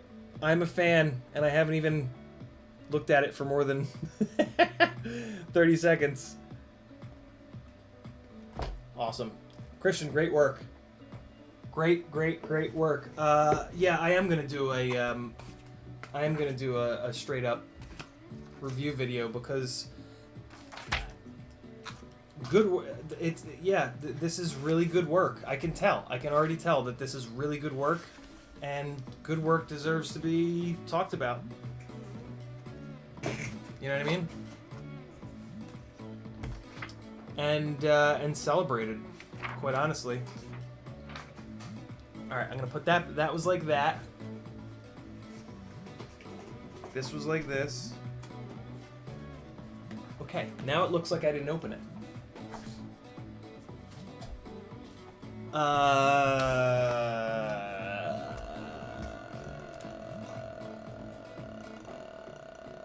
What do we got? Pixel Pusher says, damn it, autocorrect.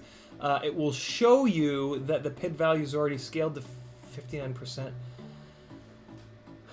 What do you mean, Pixel Pusher?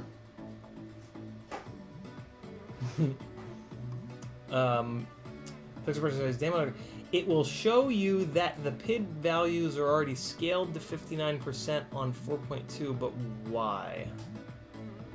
I can't wrap my head around it, Pixel, I'm sorry.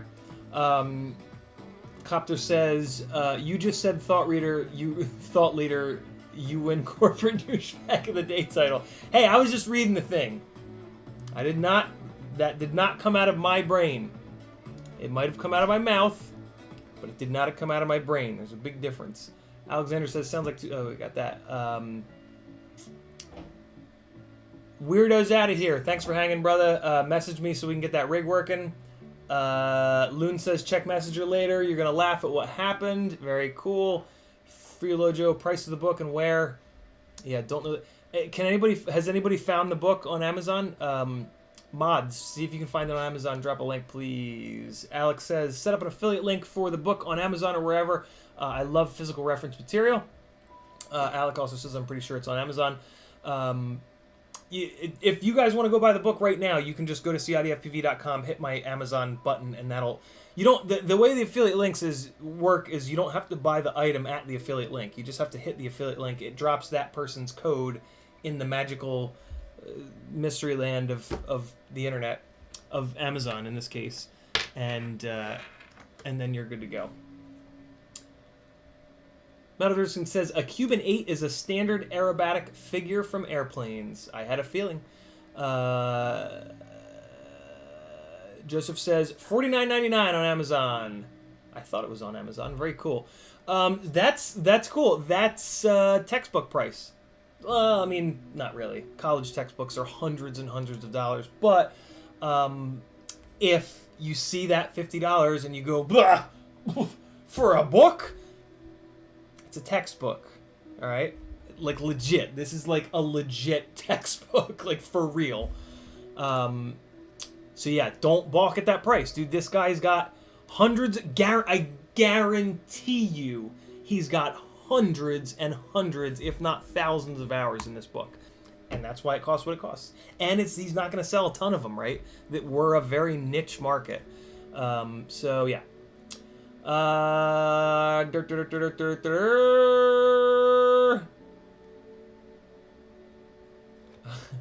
Getting caught up on chat. Scrolling. Remy Tim says, everyone... Oh, thanks, Remy. Loon says, you have to realize that a lot of us got started because of you OGs in the hobby, and you all have pretty much smoothed the way to understand the more in-depth stuff, so now it's easier to get into the hobby for newbies given the time. Yeah, it is a very different time to get into this. You know, I grabbed this book right now and I'm like, holy hell, if I'd had this 4 years ago, it would have been a totally different... It would have been amazing. Now, it's a little bit of a different landscape, right? You can watch Joshua Bardwell and learn everything that you need to know. That being said, for me, there is nothing that can replace a physical, like a physical handbook to really drill things into my head. Watching even, you know, me like try to explain this stuff in a way that's as simple as possible. Yeah, I just think it's a whole other level of retention in your brain to physically see something that somebody, you know, a page with some illustrations that somebody spent an hour of their life poring over and figuring out how to illustrate exactly right. You know what I mean?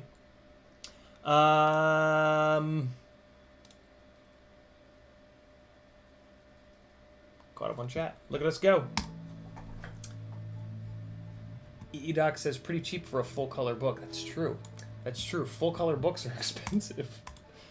Publishing a book is expensive, yo. Getting books made is not cheap. It is a big ass initial investment to get a bunch of books made. It's not like the movies. There's not like... There wasn't like a publisher waiting in the wings for Christian to finish this book up, just waiting to give him a bunch of money. I can pretty much guarantee you that this is fully self-published and fully funded out of his own pocket. So if you have the means, and if you're a visual sort of learner / book person, support Christian. Let's get him to the point where he can at least break even. You know what I'm saying? Let's see how quickly we can. And I mean, we'll never know, but if a whole bunch of us buy the book, it'll be great. Because good work deserves to be rewarded. And it certainly looks to be really good work. What did I say? Look? Sometimes the wrong word just pours out of my mouth for absolutely no reason. Donlad says, when I started, there wasn't much to help out. there you tried things to see it would work. Yeah. Did you say still to this day? There's still a lot of. I mean, there doesn't have to be though. You can build these things in a way where like you test everything and there's no like chance of magic smoke. But I mean, who's got time for that? Who's got time for that? B,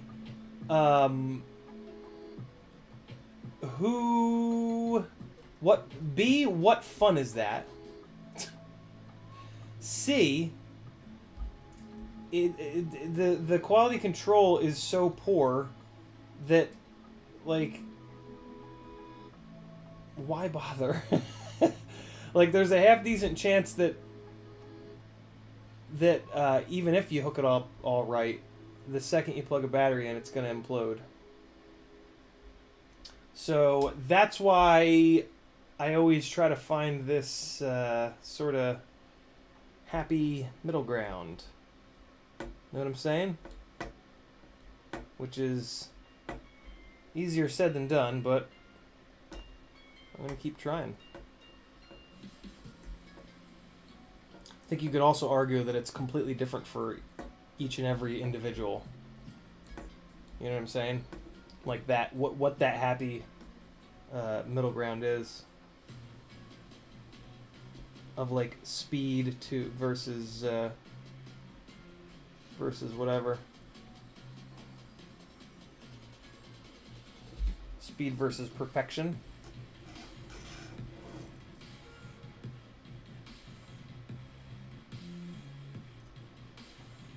Got to pay a little bit more attention to the epidemic sound songs playing in the background, because when I hear one that I like, I want to reach over and hit the download button so that I can use it in an edit.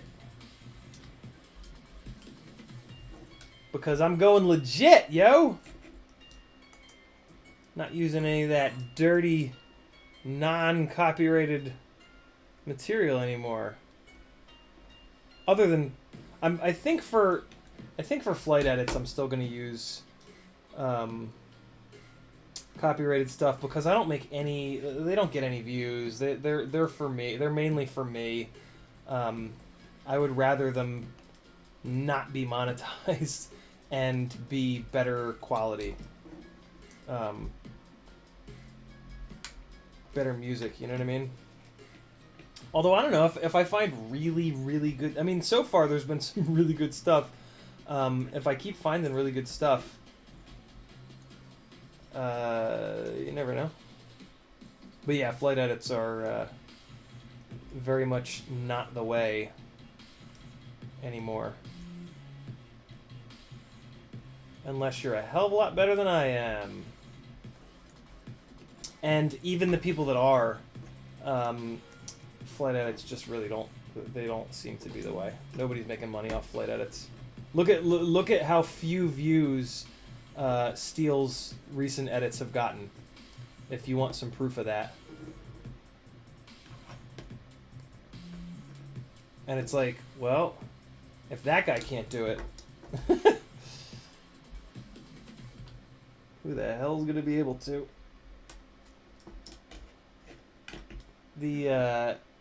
I love how there's little indents for these nuts in the top of this Rush Tank VTX cover, but the detents are a little tight. I wish the detents were a little looser, because the little nutties are not wanting to drop down in them all that easily. Having to kind of give it a little bit of a boost.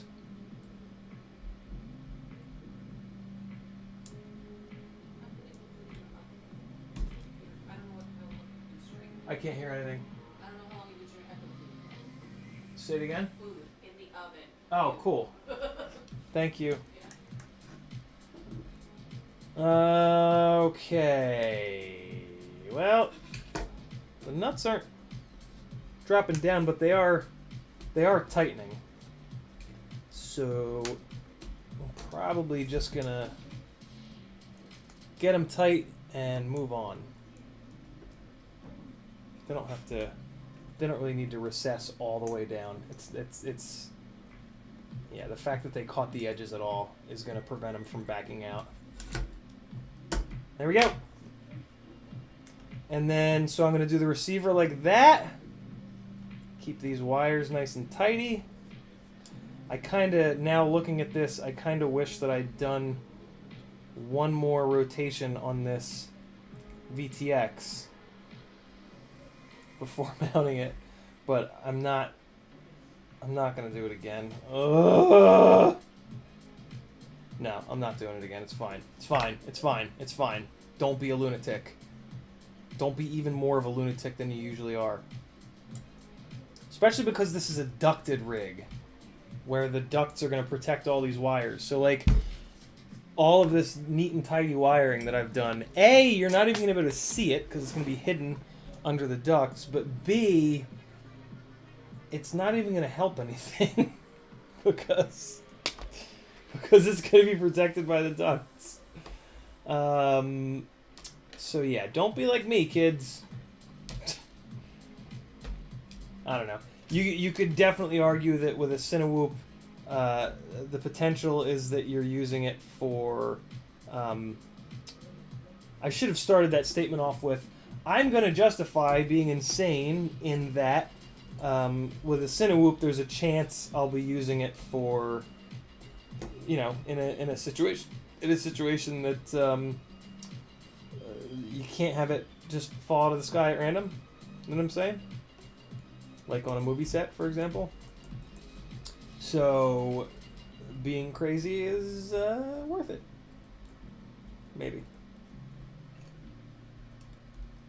Maybe. Probably not, but maybe. What's going on with this?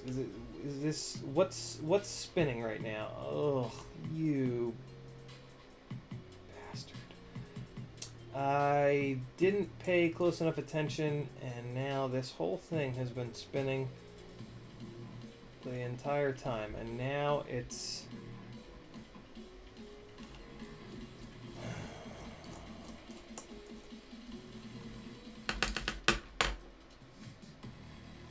Now it's all compressed. That ended up spinning on there, and then it... Who knows what I'm going through right now. This thing spun all the way down and tightened when I didn't want it to. God damn it.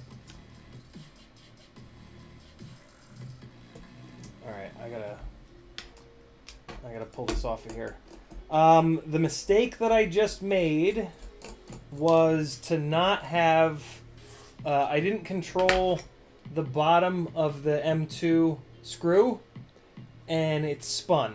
I tightened up the M2 lock nut on the top, and it bit and started spinning the whole shaft. And then as the shaft was spinning, it self-tightened this this threaded spacer that I was using, and that's not what you want.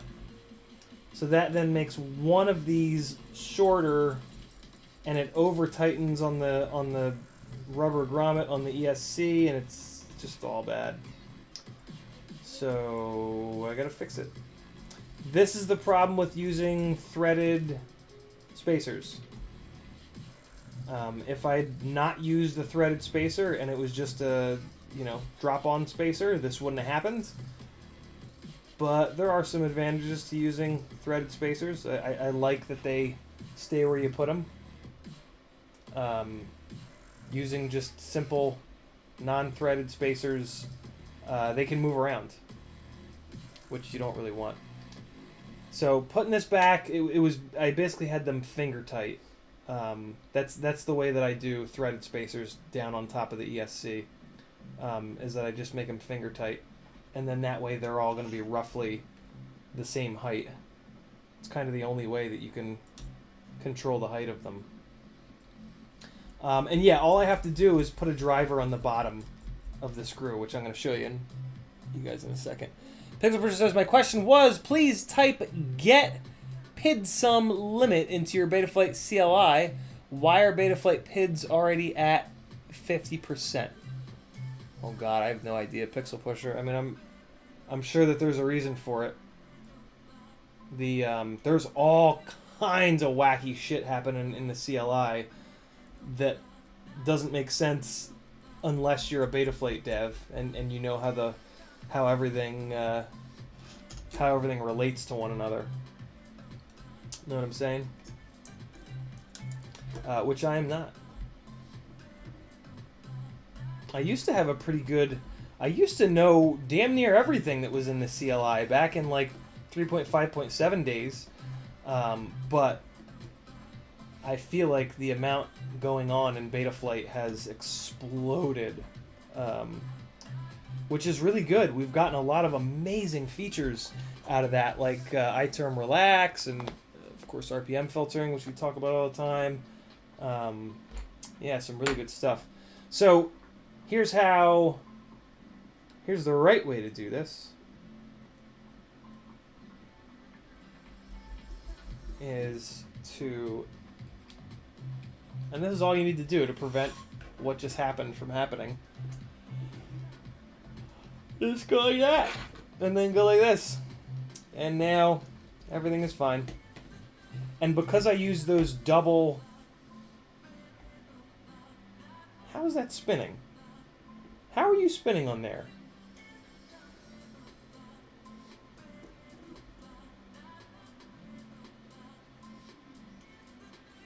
What? How? For real, how is that spinning? How's the rotation getting through if I'm holding the bottom? What is going on?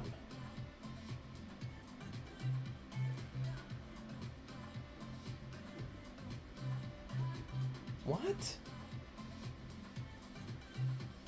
The rubber grommet's not spinning, which is the only physical connection. Well, now it's not spinning. What the hell was that about? Well, and now it's like it's cranked all down into a spot that I don't want it. What was that? Oh. Okay. Okay, got it. Got it. That I haven't seen before because this is the first time I've put double brass collars. It was the M2 lock nut was tightening into these brass collars, and then it was spinning the brass collar, and the brass collar was then spinning the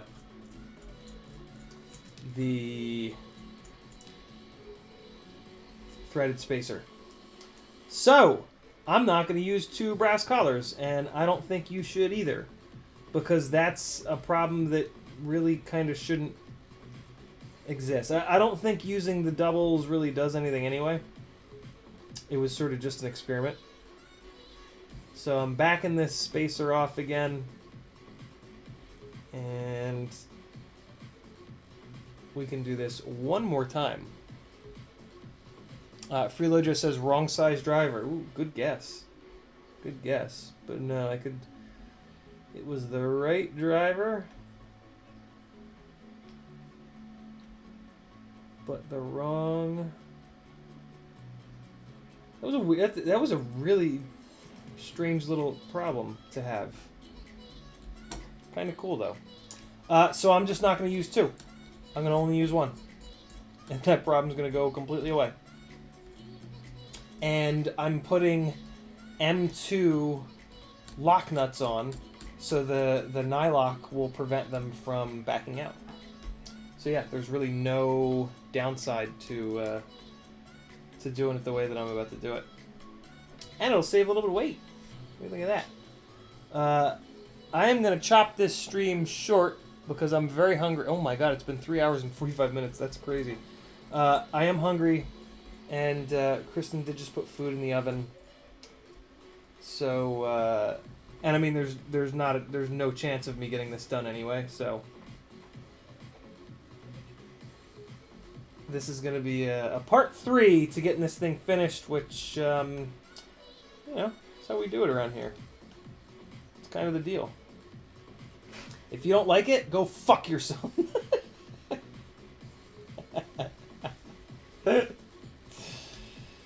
Oh my god, this one did it too. This one got itself all tightened up too.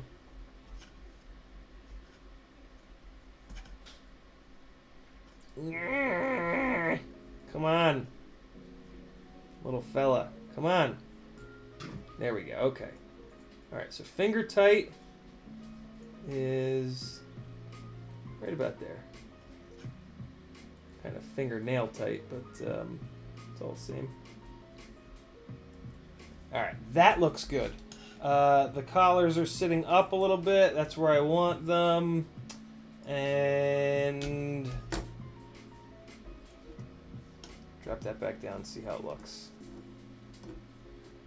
Oh man, that's better. That's the stuff right there. Okay. Now, when you're putting your M2 lock nuts on, normally, and you don't have those stupid collar things that you're trying to tighten into, understand that the rubber grommets on the flight controller, they don't like to be super compressed. You want to give it a little bit of compression so that the flight controller returns to 0, basically, and it returns to the same spot every time, but not so tight that you take some of that vibration isolating ability out of those rubber grommets. And it's just like there's not like a torque wrench measurement, right? There's not like 10 foot-pounds. Although that would be nice. It's mainly just you screw it down, and then you'll see when it touches, and you go a little bit farther until it kind of like starts to compress it, and then you stop. And once I do all 4, I'm going to show you how to test it. So you screw it slowly. Now it's touching. I'm just going to give it another little twist until I see the rubber start to compress a little bit. Twice more. And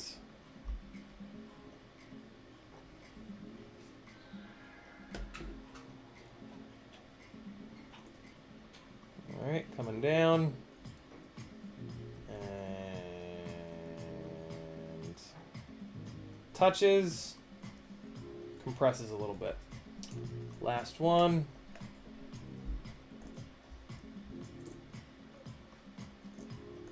Now it's touching. A little bit of compression. And now here's how you test it. You just push into the rubber grommets and see where it returns.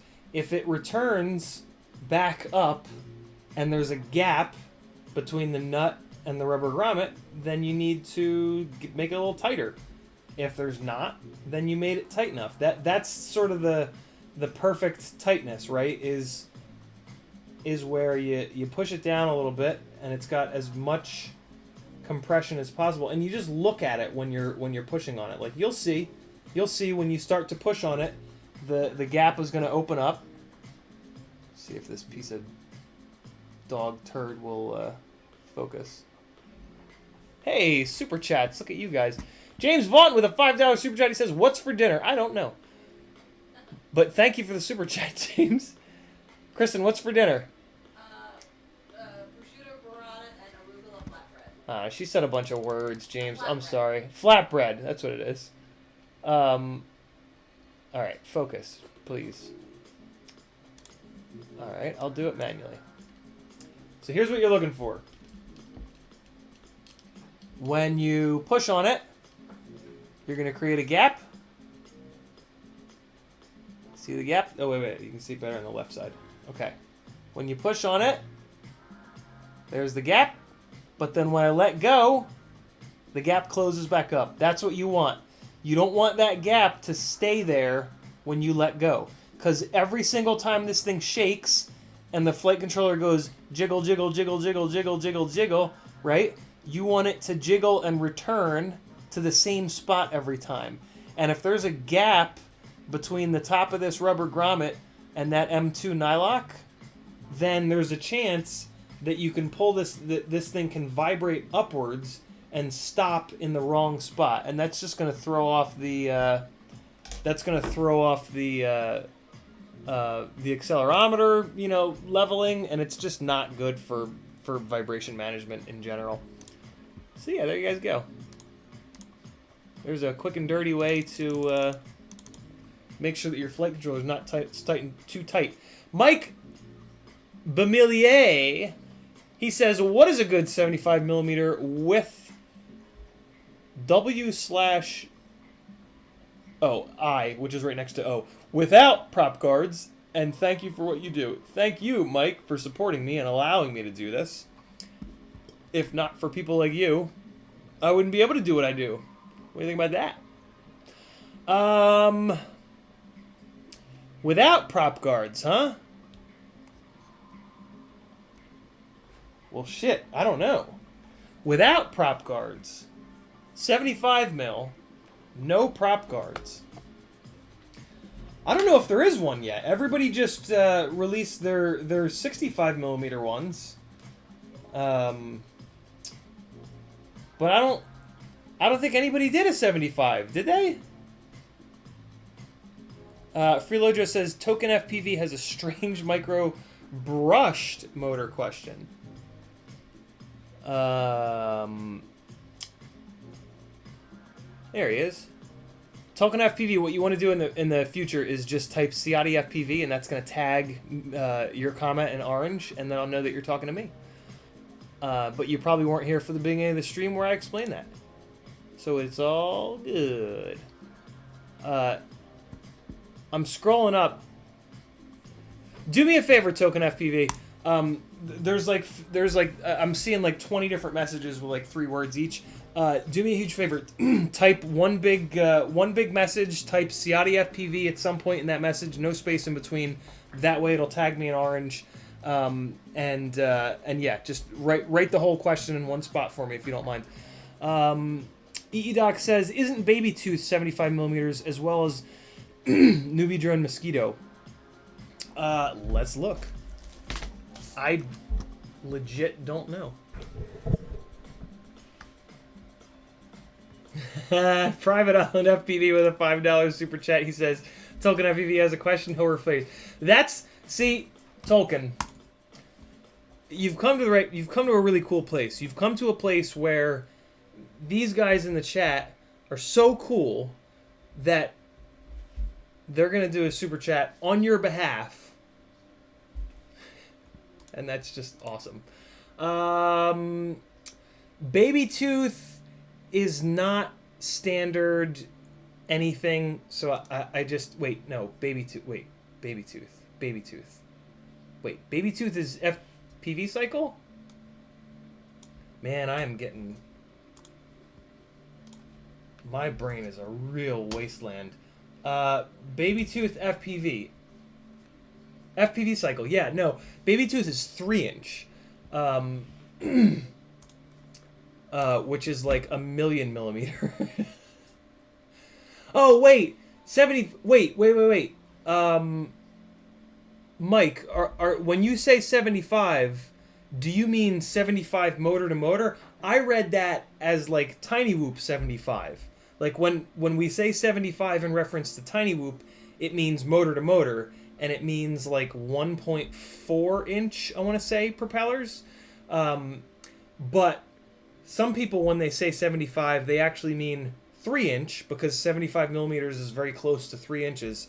That's not what I was thinking.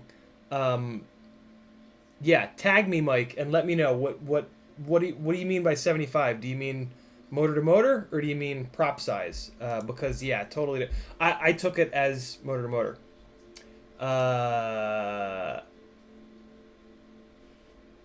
You guys are great. All right. Getting caught up on chat a little bit here. Good call, Doc. By the way, I'm so glad that you said that to get my brain to not be so smooth and generally useless.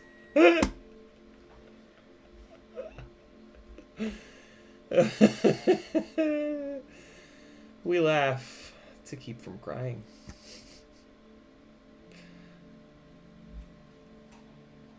Mike says, Baby Tooth holds 3-inch props. I have one. Love it. Oh! Mike says, I have 75 millimeter drivetrain. I need a frame. And then he says, yep. And then he says, oh. Mike, we talking 75 motor to motor? Or are we talking 3-inch, or are we talking tiny whoop?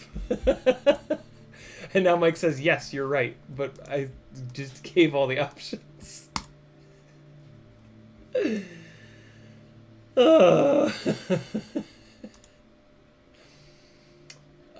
Doc says probably mosquito frame then. So I think, yeah, I think we're talking tiny whoop size, right? Right, Mike? Right?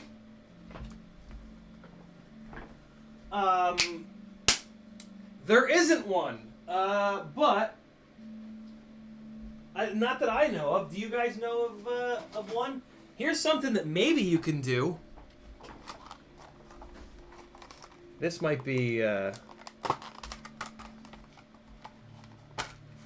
Okay, Mike. So yeah, we're confirmed. We're talking 75 millimeters motor to motor, right? So this is the Newbie Drone Cockroach 75 frame, which comes with this excellent little carbon fiber stabilizer plate. And I had the thought a second ago that maybe you could use this as a frame. Because this is what you're asking for right here. This is what... But I think this is too flimsy. This is like... I think this is like 1 millimeter carbon. The main problem you're going to have, though, is this is drilled 20 by 20. Let me just make sure of that. It looks 2020. Yeah. This is drilled 20 by 20, which you're going to struggle to find. It's not going to work. It's not going to work. Lars FPV says, what if you stack 2 of those? Yeah. So that fixes the thinness problem. I always forget about that. This is not meant to be a frame, though. These 20 by 20 holes here are going to be a weak point, almost guaranteed. I don't think you could... Somebody do this. Somebody prove me wrong. I don't think you should use this as a frame, though. But a bunch of people just came out with 65 millimeter. They're almost like conversion kits for tiny whoops. To go ductless, and they look pretty good. It's only a matter of time before they come up with slightly bigger versions of those for 75, and then you'll have what you're looking for. But I've not... Yeah, and the Go-Kart Mozart says just cut the ducts off. That thought came to my mind as well. The problem with doing that is typically the ducts are structural to the frame. Like, for example, this little connector piece here up on the top, if you just cut... so you can't cut that out. So at that point, you can only cut the duct like there. But then what do you do about this standoff here? And what do you do about that, right? Like, you just lose a lot of structural integrity. This cockroach frame with this carbon fiber plate if you were gonna cut one of these frames up, I think this would be the one to do it with. But I don't think that's the way. I don't think that's what you want to be doing. I think you should somebody, yeah, give it like 2 weeks, and somebody will come out with these frames that they've come out with for the 60. You know what? How about this? Bill from BQE has something coming that I can't say what it is, but if you can probably guess from the conversation that we just had, I'm going to send him a message and say, how about a 75mm version? Cool? Because I'm interested in that as well. Bill, where you at? Do I talk to him as Bill, or do I talk to him under BQE? I talk to him under BQE. Hey, there it is. There it is.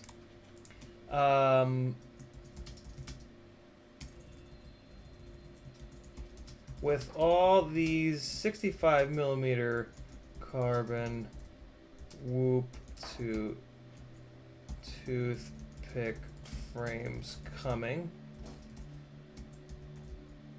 will you be the first to make a 75mm one? I just had someone ask me for exactly that in chat, and I don't think anyone makes it yet. There you go. I can smell things that are making my stomach go banana pants. We're gonna end this on Tolkien's question. Have a whoop running the B-Brain Pro with unicorn motors. So do I. When I plug in a battery, motor 3 starts to spin, not full tilt, but just enough that you know it. Wow. So I can't possibly imagine a world where that's being caused by the motor. I also can't imagine a world where that AIO is not broken.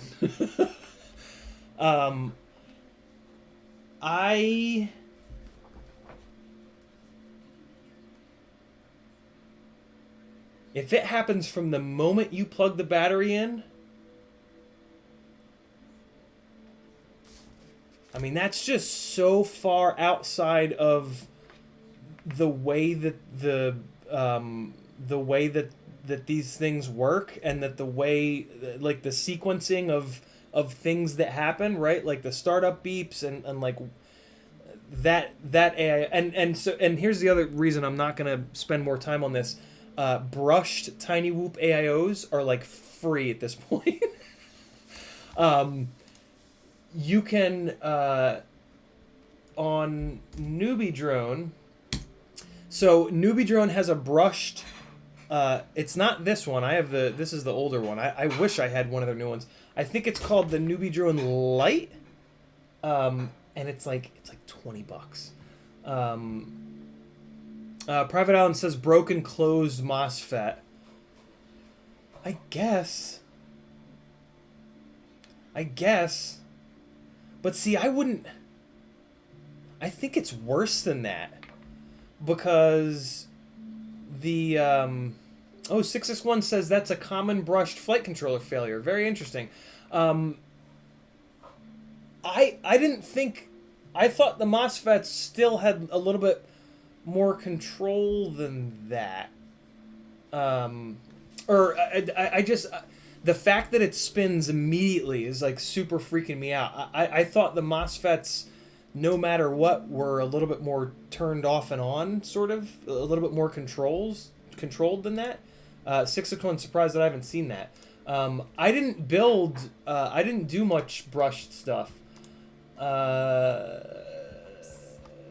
coming. Thank you. If you go to Newbie Drone and then Newbie Drone products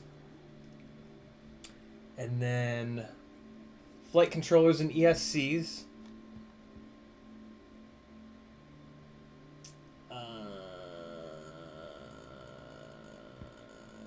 The one that you, there it is. Newbie Drone B-Brain Light Flight Controller, $33.99. All right, so they were $20 on. It must have been the Black Friday sale where they were $20. Well, I mean, there's no fixing it. So, yeah, you got to swap it out. This is the sold out. I was about to say this is the best of the brushed flight controllers, but it looks like it's sold out. So I would search to see if you can find this anywhere else. Newbie Drone B-Brain Lite. This is better than all the other ones because it has an extra MOSFET. So that it does braking. None of the other brushed setups do motor braking, and motor braking is a big deal. So it's worth the extra bucks if you can find that B-Brain Lite. I'm gonna go eat so that I don't die. Something happened, and now I'm gonna cough to death. So, wish me luck. Go to CiottiFPV.com to support me because this might be a medical bill.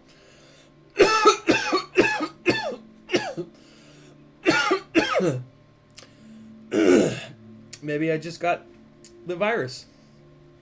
Hopefully not. Wear your masks. You guys are great. I might see you tomorrow for Therapy Thursday. No promises. I'm really hoping to. I might sacrifice that tomorrow.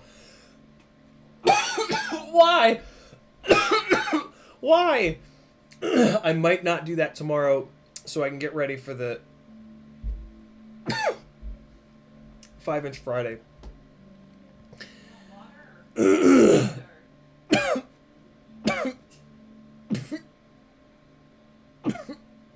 Goodbye. Cross your fingers I don't die. Love you guys. Be good. I'll see you either tomorrow or Friday.